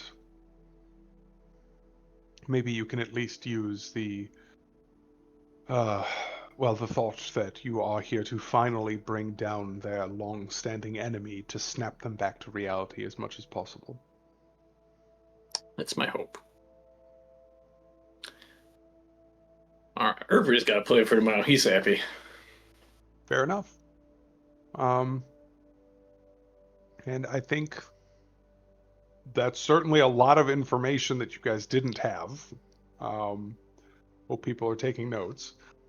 But yeah, I think that buys you some opportunity for what you want to do when it comes to actually making your play here. And I think that the idea of reaching out to Arkenvold is smart. So for now, if all of you wish to just go to sleep, Is it dark? What? Is it dark? Oh yeah, it's late evening. This is Can I convince a guard to bring us to the church, to bring me to the church if Irina stayed? I would think so. I The think curfew's in effect, but if I can be like, it hey, is, can you but just walk with me so I can tend to the yes. church and shit? an escort under, clerical reasons. And you know that the town itself is very religious, and also the Baron insists that people be holy and, observant of the Morning Lord. So I think if Plus, you I got give that banger ass symbol on my breastplate right. now. And that's the thing. I think if you kind of lean into the, for religious reasons, they would escort you, especially because you've made some inroads with a few of the guards. But yeah, if you want to head over to where Irina is, I think that's no problem. Yeah, Irvia will continue to sleep at the church for now. Okay. But yes, in that case, you would all long rest and you all level up. Woo. Oh, Level up, Yay. woo!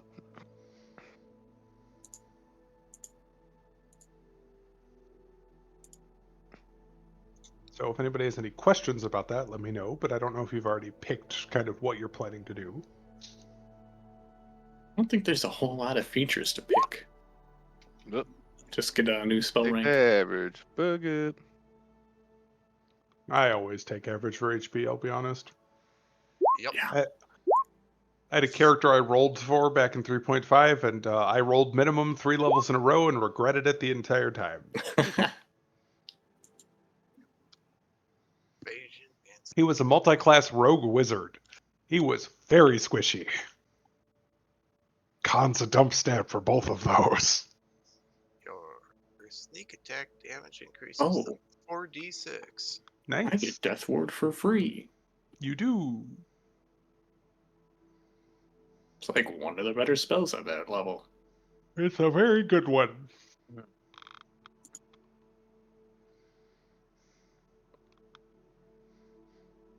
Level we gotta be for 9th level spells.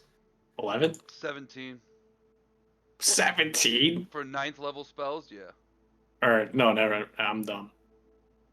5th level spells were. it's Or, 9. yeah, level 9. 9, yeah. So you guys are getting 4 now, right? Because you're leveling up Yeah. to 7? Yeah.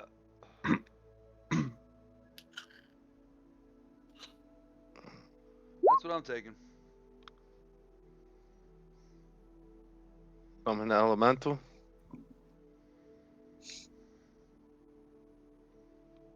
I do not like the, choose your spells on level up for cleric. Yeah, because it adds them to your spell list, but technically you get all of Yeah. them. Yeah, it's so goofy. Oh no, summon elemental.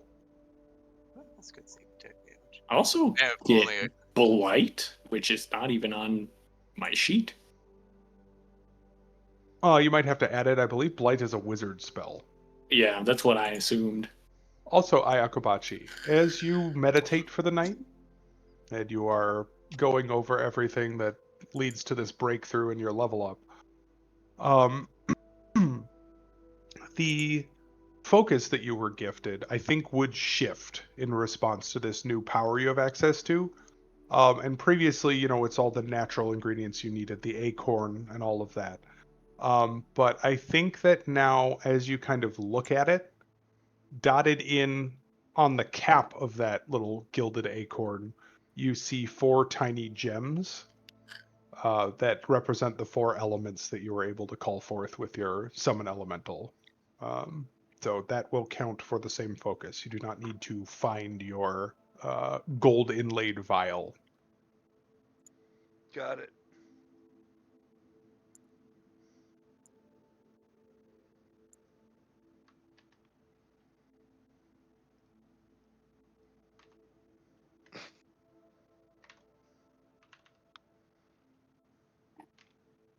I'm surprised I didn't get more spell slots.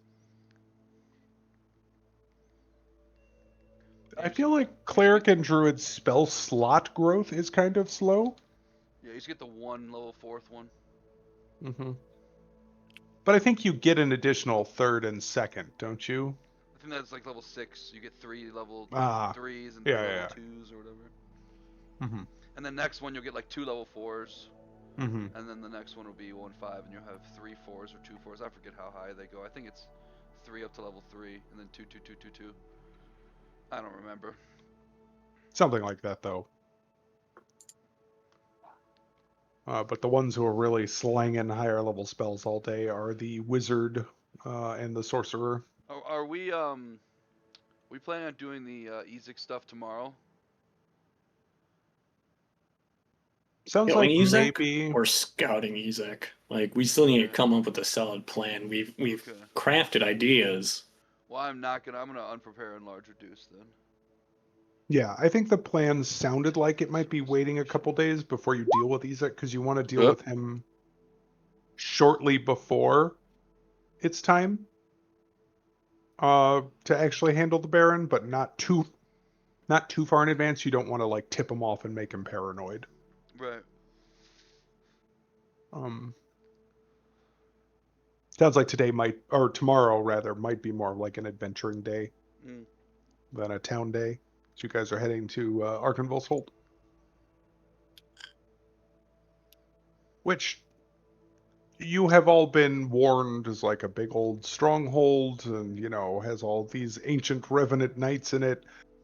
As now level 7 adventurers, suffice to say, your dungeon sense is going off. Cough. You might want to prepare a more combat-oriented loadout, all of you. Not that they won't be willing to talk, but Sometimes crazy ghouls go crazy, or crazy spirits. mhm,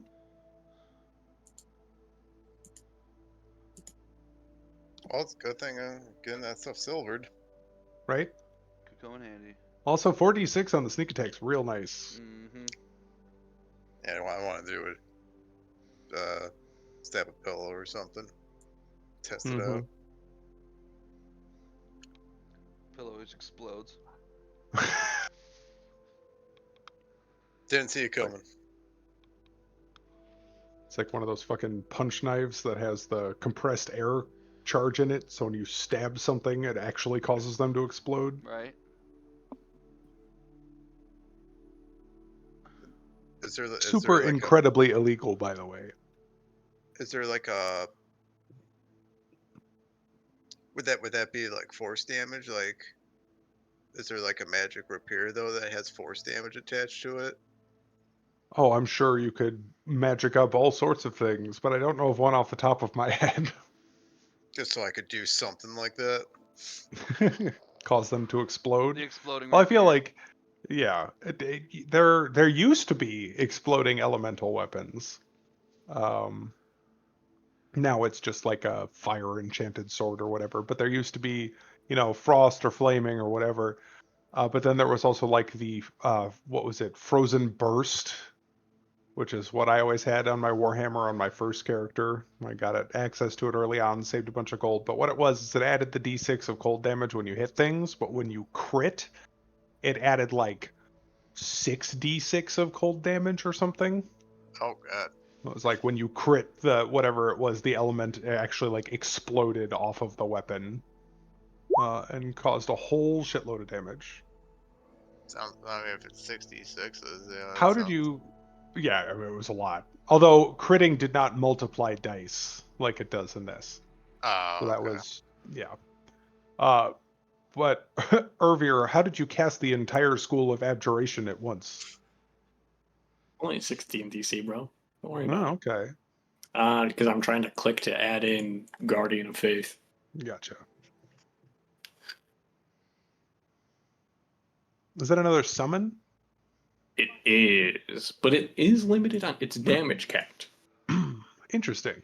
But what that and it does tell can't move. me is that I need to give you another. It's large. It's large. Okay. Yeah, can't I just look it up in the library and just drag it on my spellbook? You should be able to do that. You should be able to. As long as you haven't popped out your character sheet. It's weird sometimes. Actually, mine Yeah, looks like I it's put it working. back. So the Custom Spirit compendium. Guardian. Here we go. I think it has a radius on it too. It does. It's got reach. Sorry, what is the actual spell called? One more time. Guardian of Faith. Guardian of Faith. I linked it in chat. Yeah, I'm just in the compendium.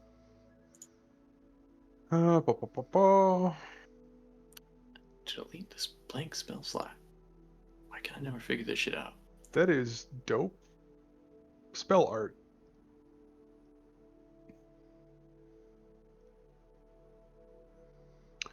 Oh, interesting. It just does damage, but it vanishes when it's dealt a total of 60. So if things succeed the save, it actually sticks around longer.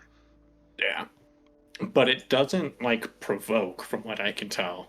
So it's not treated like a combat. No, it's not actually solid or whatever. I am going to give you another I think it character is sheet. solid. Because it says it occupies space. Oh, it does actually say occupies. Well, it says in an unoccupied. Yeah, occupies that space and is indistinct except for Yeah, so it's like semi-invisible, but I do think it's a physical presence. Well, I will give you another character sheet that you can put a token on. Should be in your journal now. Ah, yes.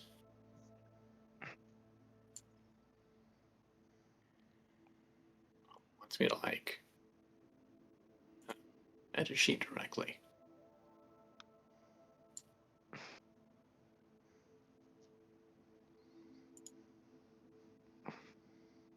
Cool.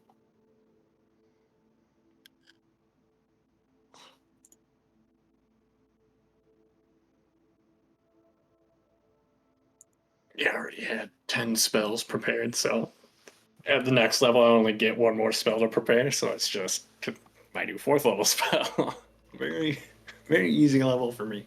Yeah, me too. Fair. It did auto add Blight, though, even though it didn't show it on the Oh, level up. that's convenient. I think it still pulled it from Grave correctly.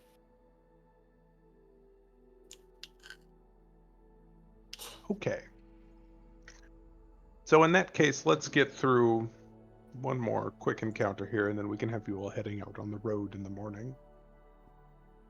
I think you would all rise, having thankfully no run-ins with any immediate concerns from the night hags.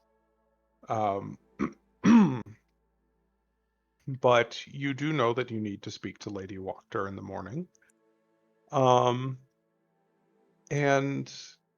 you said you're going to take Rawmere. Are you going to take everybody, or is it just the two of you that are going to go? I think he'll ask if everyone else wants to go, but he knows he needs Romir. Fair enough. Narlagan Akabachi? Oh, yeah, I don't mind going. I can just go as myself. Yeah. Fair enough. So in that case, you are all, greeted at the door by the ancient and shriveled butler that works for her, who recognizes you and bows deeply to Ralmir and utterly ignores the other three of you as he welcomes you into the house and shows you to the parlor. And after just a few minutes, Lady Wachter arrives, and today she's wearing, like, more of a house coat. Like, it's early enough that she's awake and she's dressed, but she's not, like, in a full gown or anything. She's wearing, like, basically like a big fancy fur shawl over, like, a fairly simple dress. And comes into the room, although you notice she had time to put on all, like, 15 of the giant chunky rings she wears, and they clack as she folds her hands. It is wonderful to see all of you again. You in particular, my dear, she says, looking at Ralmir. Just give her a good smile. And as she just, like, absently shoos the butler out of the room, she'll take a seat at the head of the table. I hope you have come with good news. Good and bad news. Although, Fine, the good. bad news is, What is good? in a way to keep it from getting worse. Very easy solution. She steeples her fingers. I am listening. We'll go over that first. I think you'll be pleased with the good news.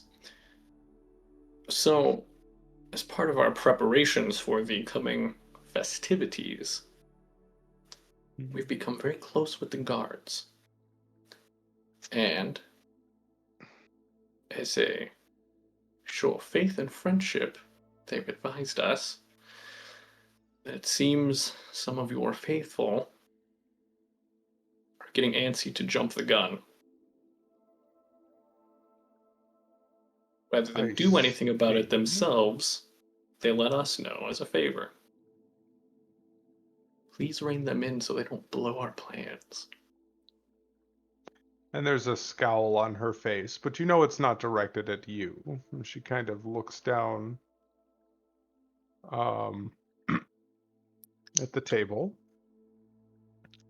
and turns to her shoulder and hisses something in Infernal. Does anybody actually speak that? Romer, do you speak that? I'm pretty sure I do. Let me double check. I do. So what she says, and to the rest of you, it just sounds like this terrible, like, low rumbling hissing noise, interspersed with some clicking. But Ralmir, you hear her whisper, presumably to the imp on her shoulder, "Find out who has betrayed us and bring them to me." And there is a brief ruffling in the fur shawl as something leaps off of her shoulder, and you hear skittering of tiny claws across the room.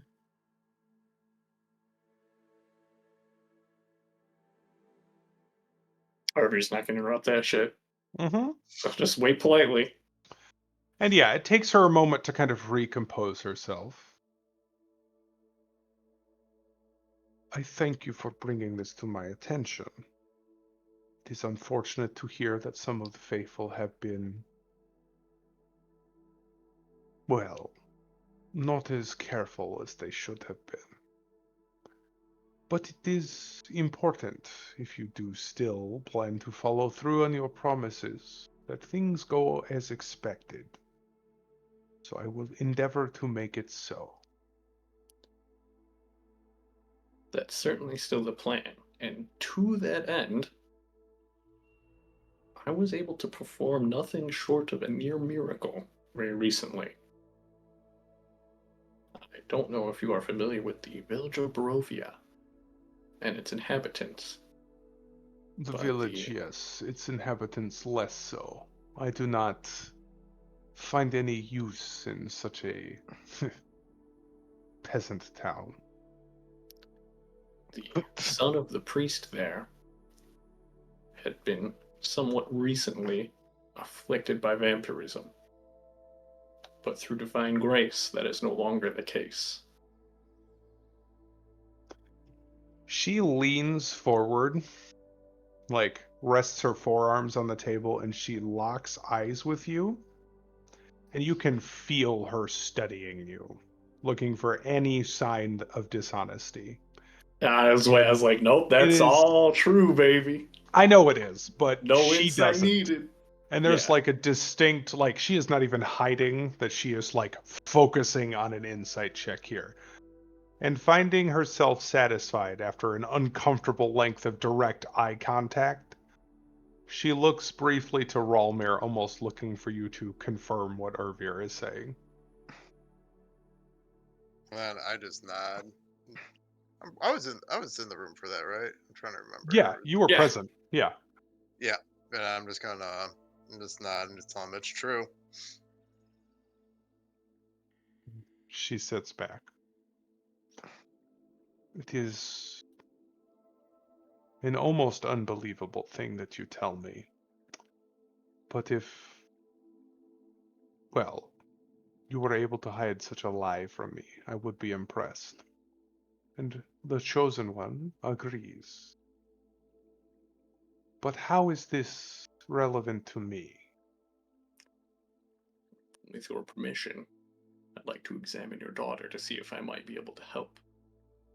And if I am able to help her, that means we have some very direct testimony about the going-ons in the Baron's manor. Things that he lets happen right under his roof. And you can see she sits back, she closes her eyes, and she takes a very slow, deep breath through her nose. Lets it out slowly.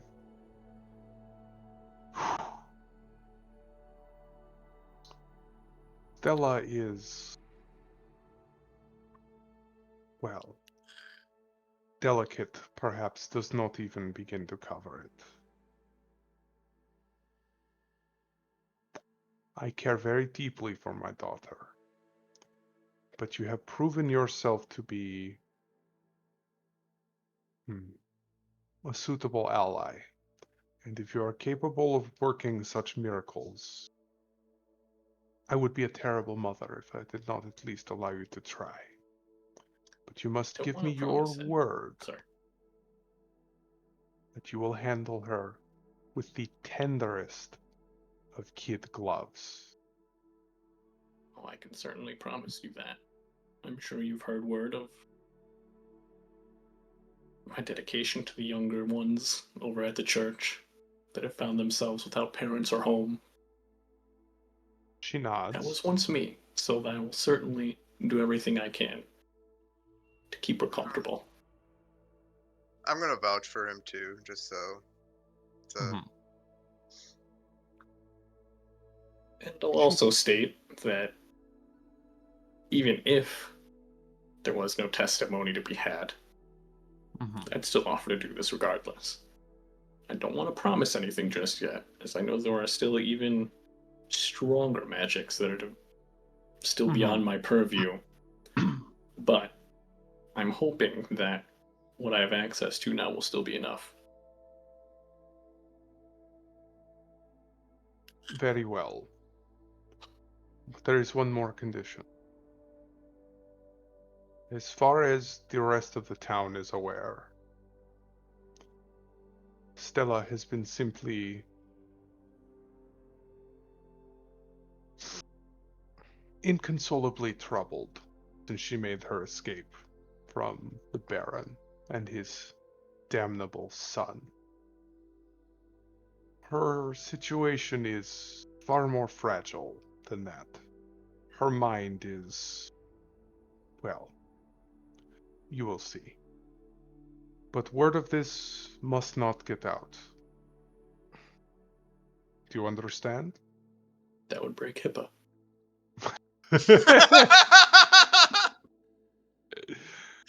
uh, whip quick and stone cold delivery. Totally threw me off my game.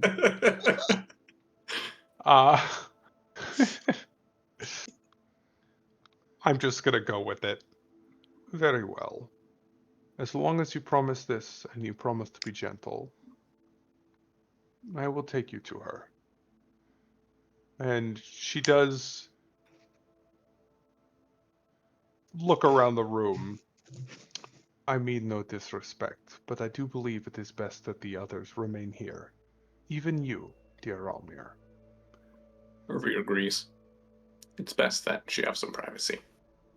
Yeah, let him do his thing. Yeah. But for your patience, and she kind of claps her hands, and immediately servants pour into the room and they begin laying out like a elaborate breakfast spread. Ooh, Uh, ooh. Say no please more. do enjoy your rest while I show Ervir to her room. And she would lead you through the house. It is a incredibly dim and dank and moldy affair here. The entire house is almost a visual representation of the terrible things that go on in the basement. None of the walls are quite square, none of the angles are quite right, and the whole place is just unsettlingly gloomy. But as you wind up a creaking staircase up onto the upper floor, she begins to rummage with a big ring of keys, and she leads you to a particular door. And you see here as well, there is a Carl plaque on one of the doors, a Nikolai plaque on another, like little, like you would for a child, like a little wooden sign with fancy script. Um, and on one of them is the name Stella, and she stops a few feet back, and you can see like this is a woman that presents like a very iron demeanor, on the exterior, but she like pauses and takes a breath, like it's hard for her to even look at what she's about to look at. And as she hesitates and the shushing of her skirts along the carpet kind of stops, There's a brief moment where fingers stick out from under the door, like almost pawing at the carpet from under Stella's door, and then withdraw, and you hear scuttling back into the room. And she produces a key, and she says, "Remember, not a word." Of course not. And it might be best if you are also present during all of this, just to have someone familiar with her. She Not nods, that this should be very intrusive. and she steps forward to the door again with a deep breath. She puts the key in the lock, and she turns it, and you hear a click one way, and then she turns it in a complicated series of patterns, and you hear another separate click. Like, this is a very expensive, very secure lock. She withdraws the key, puts it back in her pocket, and she turns the handle, pushes open the door. This room is musty and dark. An iron-framed bed fitted with leather scraps stands near a wall. Sorry, leather straps. I misspoke. I said scraps. The place has no other furnishing. Scurrying away from you in the sliver of light cast from the doorway on all fours is a young woman in a soiled nightgown. She leaps onto the bed, arches her back, and hisses like a cat. Little kitty doesn't know you, she shouts. Little kitty doesn't like the smell of you. She backs away further into the corner as she can see you over her mother's shoulder. And Lady Wachter enters. Hush, Stella. Mother is here. And she just continues to kind of nervously try and get away until Lady Wachter, with a tenderness you have not seen her exhibit yet, slowly and gently approaches, reassuringly, and reaches out a hand to kind of, touch the side of Stella's face. And you can see Stella, very cat-like in all of her behavior, like reaches out almost as though she's smelling to make sure it is who she thinks it is, and she rubs the side of her face against her mother's palm. And Lady Wachter winces as this happens. You get the feeling she comes in here when she can handle it, but not as often as maybe she should. But she sits lightly on the edge of the bed. And as she does, Stella kind of curls up, like on the bed on her side, and kind of rests her head on her mother's knee. And she gently pets the side of her head, just kind of soothing her. And in a low whisper, "It is okay, Stella, my beautiful girl. This man is here to help you. He is a friend of Mama's. Please, let him have a look." And Stella kind of murmurs and shifts, but she looks up from, her sideways view at you, and though she judges you clearly warily, she doesn't move any further as you take a step into the room. Reveal lower his head to make sure that he looks a little bit less menacing. Very tenderly take small steps, make sure the door's closed behind him, and kind of sidle to a corner that's like further away from Stella, so it doesn't look like he's approaching, but instead trying to create a little bit more distance as a buffer. Sure. And speak fairly softly. "Yes, hello, Stella. My name is Irvir. I am a good friend of your mama's, as she mentioned. I'll only be a few moments. Please give me some time." And kneel down in a meditative state and start, or in like a meditative stance, but then whip out the altar and we're going to ritual cast Detect Magic. Okay. Excuse me. And also give the boys downstairs some time to snoop, because that costs 10 minutes. That Yeah, is fair. I was gonna. She seemed all distracted, and I wanted to. I just do like an investigation roll just to see if I could find some stuff. Sure. I suppose if you guys are going to snoop around the house, that is likely to turn into a whole fucking thing that I don't think we quite have time for. But I will say we can open with that next time, if that's okay. Oh yeah, Cool. we can do Spaghetti that. Snoop. Give me an idea what I Yes. want Do to you want to snoop go for. through the rest of the healing Um, then, and then it can just be snooping time, I or do you think think that's it'll o- interrupt is it? that okay? I feel like you've had a Yeah. lot of focus. I don't Yeah. think it's likely to interrupt it unless they do anything really stupid. But you've had a lot of time this session, so that'll give them a little bit of time next, if that's okay. So let's Yeah. finish with Ervir. So as the Scooby-Doo gang downstairs gets up to shenanigans, you lay out your ritual materials, and I'm sure there's incense involved and all these things, and you can tell like Stella is watching you intently as all of this happens. There's probably a little flinch, just like you have to spark the flint to get the. Well, actually, I guess you probably can just touch them to light them. It's a tiny amount of holy energy to do that. I know you don't have I have produce sacred flame or flame. anything. Oh well, yeah, good enough. But yeah, she kind of watches each step of the process, and again, you have a cat. You know how it is when they're just like studying what you're up to. Yeah. But as your actual spell completes and you open your eyes again, you can see there are a number of lingering effects on her, many of which you're not going to be able to do anything about just because they're injuries.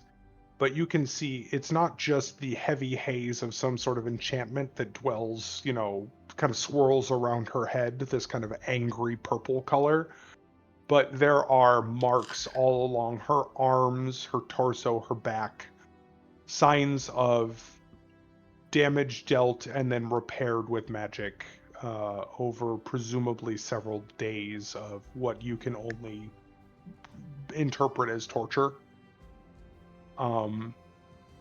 And you recognize, though the marks are not there on the skin, in this sort of what I'm calling a diagnostic version of detect magic here, you can see there almost seems to be like a tattoo-esque pattern, maybe a remnant of whatever spell was caused or used to cause this madness, some sort of long, slow preparation. But yes, you detect a fairly high level enchantment spell that lingers and seems to be causing this degree of madness that you're witnessing. Let me see. What uh do I think remove curse is my answer here? It seems to you that it's not necessarily a curse as much as it might be kind of a dispel magic situation, That's yeah. but the way that it was inflicted might make it subject to remove curse, if that makes any sense. Again, this was tortured into her. How do I describe? The magic is higher level than you would expect anybody here to be able to inflict, so it had to be done in an unconventional way. This is some multi-day ritual magic nonsense that did this. This is not something that someone here can wave their hand and will into existence. So because of the scarring, because of the wounds that went into it, you might be able to uncurse her instead of breaking the spell. Because it's lingering like a curse would. Okay. My question, I guess I was more curious if I Functionally, felt like I let me needed to give you. upcast it. That's not a bad idea, but I guess to give you a functional answer, your doctor senses tell you lesser restoration can provide some relief, remove curse might work, and greater restoration will work. Okay. I do also have dispel magic. Would be a roll, even if you upcast. You get the Yeah, sense that it's it's higher than a 4th level spell. okay. So it'll be a roll regardless for dispel or Yes. remove. All right. Well, let's start with lesser restoration, just so we know that there's some positive effect. Sure.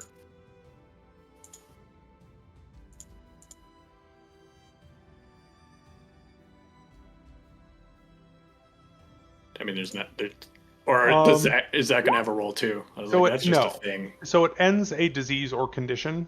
So while this is very poorly defined in the mod, but I'm going I kind of figured. off the description. basically what you're going to be able to do with the Lesser Restoration is you cannot cure her thinking she's a cat with Lesser Restoration, but you can cure the panic that she's feeling. And I mean, that's persistent. You get the feeling that the only thing that could soothe her is her mother, but how she reacted where she's just terrified of you coming in, she might still think she's a cat, but this will solve the issue of the persistent panic that lingers after the torture. Are there more of those that I should layer more restorations on top of? Or You does that feel- seem to you feel like eliminate the that's the smallest of the magics? That's the smallest of the magics. So basically what you're doing is you are curing a consistent frightened condition by using Lesser Restoration. So as you do that, which does require touch, and she kind of shies away from you as you do it, but And he would I do think- the same thing like he did Yeah. with Freak and them, where he would go and like offer his hand out yes. rather than move to them. And I think even you get the same thing where she kind of like almost sniffs your hand for reassurance, and as she kind of like touches your finger with the tip of her nose, I think that's enough contact for the spell to work. I know it's crazy, but she's crazy. She is full on batshit believes she's a cat. But I think that there's a moment where like she blinks and there's like an obvious ease of tension from her. And though she still doesn't fully like sit up and greet you like a proper lady or anything, you can tell there's a relaxation, and she kind of like more kneels on the edge of the bed with her hands planted kind of in front of you, and she looks at you and maybe Kitty doesn't think you're so bad. I don't And you can see think- Lady Walker is clearly surprised that she's not like hiding in the corner away from you.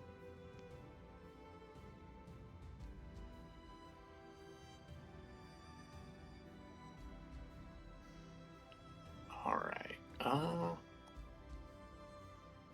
Then let's try. Actually, I don't think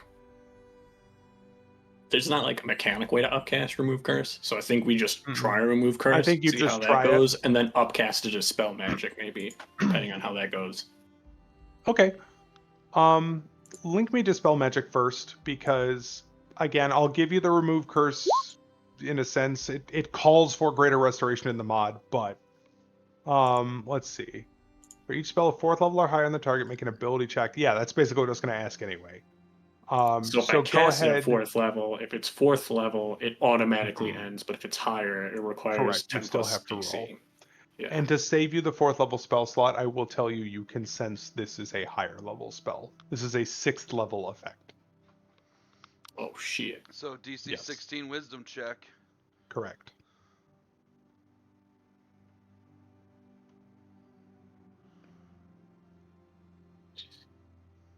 You make an ability check using your spell casting ability. So it's just a straight up wisdom check. So it's going to be 10 plus wisdom, not plus proficiency. okay. All right, so I'm gonna roll that for the remove curse first. Or yeah, d20 plus wisdom. Yes. We'll treat it the same way. 20 plus wisdom. Oh yeah, I can just. You just hover over the wisdom on your. Yeah. Ooh, that first die is the 19's No the second advantage. roll. Yeah, no advantage. So I'm afraid the first attempt does fizzle, but she doesn't flinch back from it. You can feel as you reach out, there is a small bit of will inside her that wants this to work, but it just doesn't.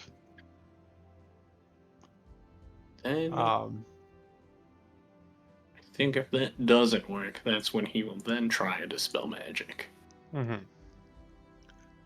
I will remind you, and I apologize for not saying so before, you can buff ability checks, can you not?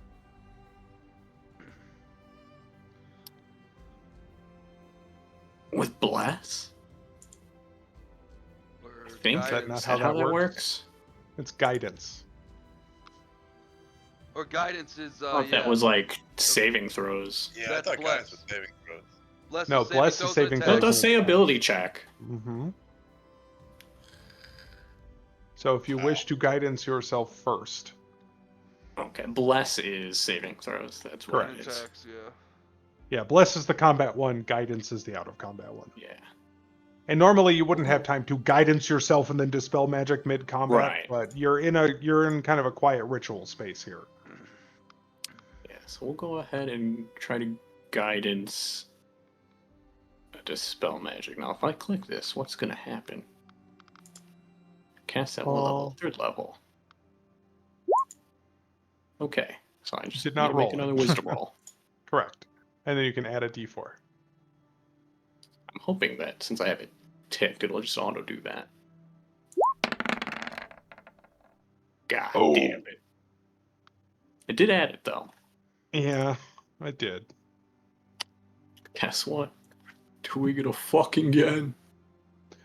If you are going to burn a third level spell slot on this, I will give you the advantage for the repeated application. Okay. Yeah, we sure are. And you can feel, again, this spell that was inflicted on her is fighting you, but not only are you determined to make this work, but you do have a silent passenger that also believes in what you're doing. And I think with the assistance of a saint, I will, yes, have her basically grab what's left of the magic you spent and help you with this. Let's see. Ah, there it is. Harness. Which can be no higher than half your proficiency bonus rounded up. You're talking about recovering spell slots? Yeah. With your channel divinities, yeah. Oh, are So you I can out of still third level only- spells? This will be my last one. Mm-hmm. And I don't really want to get rid of my ability to revivify on a given day. That is I true. can help it. So yes, this will be the last one. We'll expend the last spell slot and make one more wisdom roll with guidance. An advantage. There we you go. A crit, even. So, as you, again, grab what little bit of magic is left to you to do this today, and you feel a hand rest on your shoulder, though it is not physically there. You push. You actually, like, add your will to Kalimvor's, and you touch her on the forehead. And there's, like, a cracking sound, and you see a bunch of this terrible, like, dark purple and black smoke shoots out of her ears and rises up to the ceiling where it rapidly fizzles away into nothing. And she falls back briefly unconscious, and Lady Walker catches her. And she first shoots you a look like, "What did you do?" But I'm assuming your immediate reaction is, "That's kind of supposed to happen." And He she looks. is, I'm assuming, looking incredibly Yes. exhausted at this point. Just Yes. not even just from necessarily the physical and magical expenditure, but also just the concentration Yes. that he just had. And there's a moment where she's kind of, she goes limp, and then she kind of jerks a little bit, and her eyelids flicker, and her eyes open, and she looks up at Lady Walker, and she asks just quietly, "Mama, I was having the strangest dream." And she looks over at you, and though there's no recognition there, she almost hurriedly, like, sits up, and you can see she maintains, like, that proper ladylike posture. She sits on the edge of the bed, prim, proper, straight-backed, hand folded on her knee. "Oh, I'm sorry." And she notices she's in a nightgown. What's happening?" And she looks over at Lady Walker, who just gasps and covers her mouth, and Forgive the Stella. intrusion, my lady. And I think we will pick up right there in the middle of that conversation, which is what might get interrupted by Scooby-Doo shenanigans. Next. Hell yeah. Uh-oh. Uh-oh. What's the gang up to? Was she still injured? Just so I know if I should. No, burn she's and kill a wound. malnourished, but she's Okay. not hurt.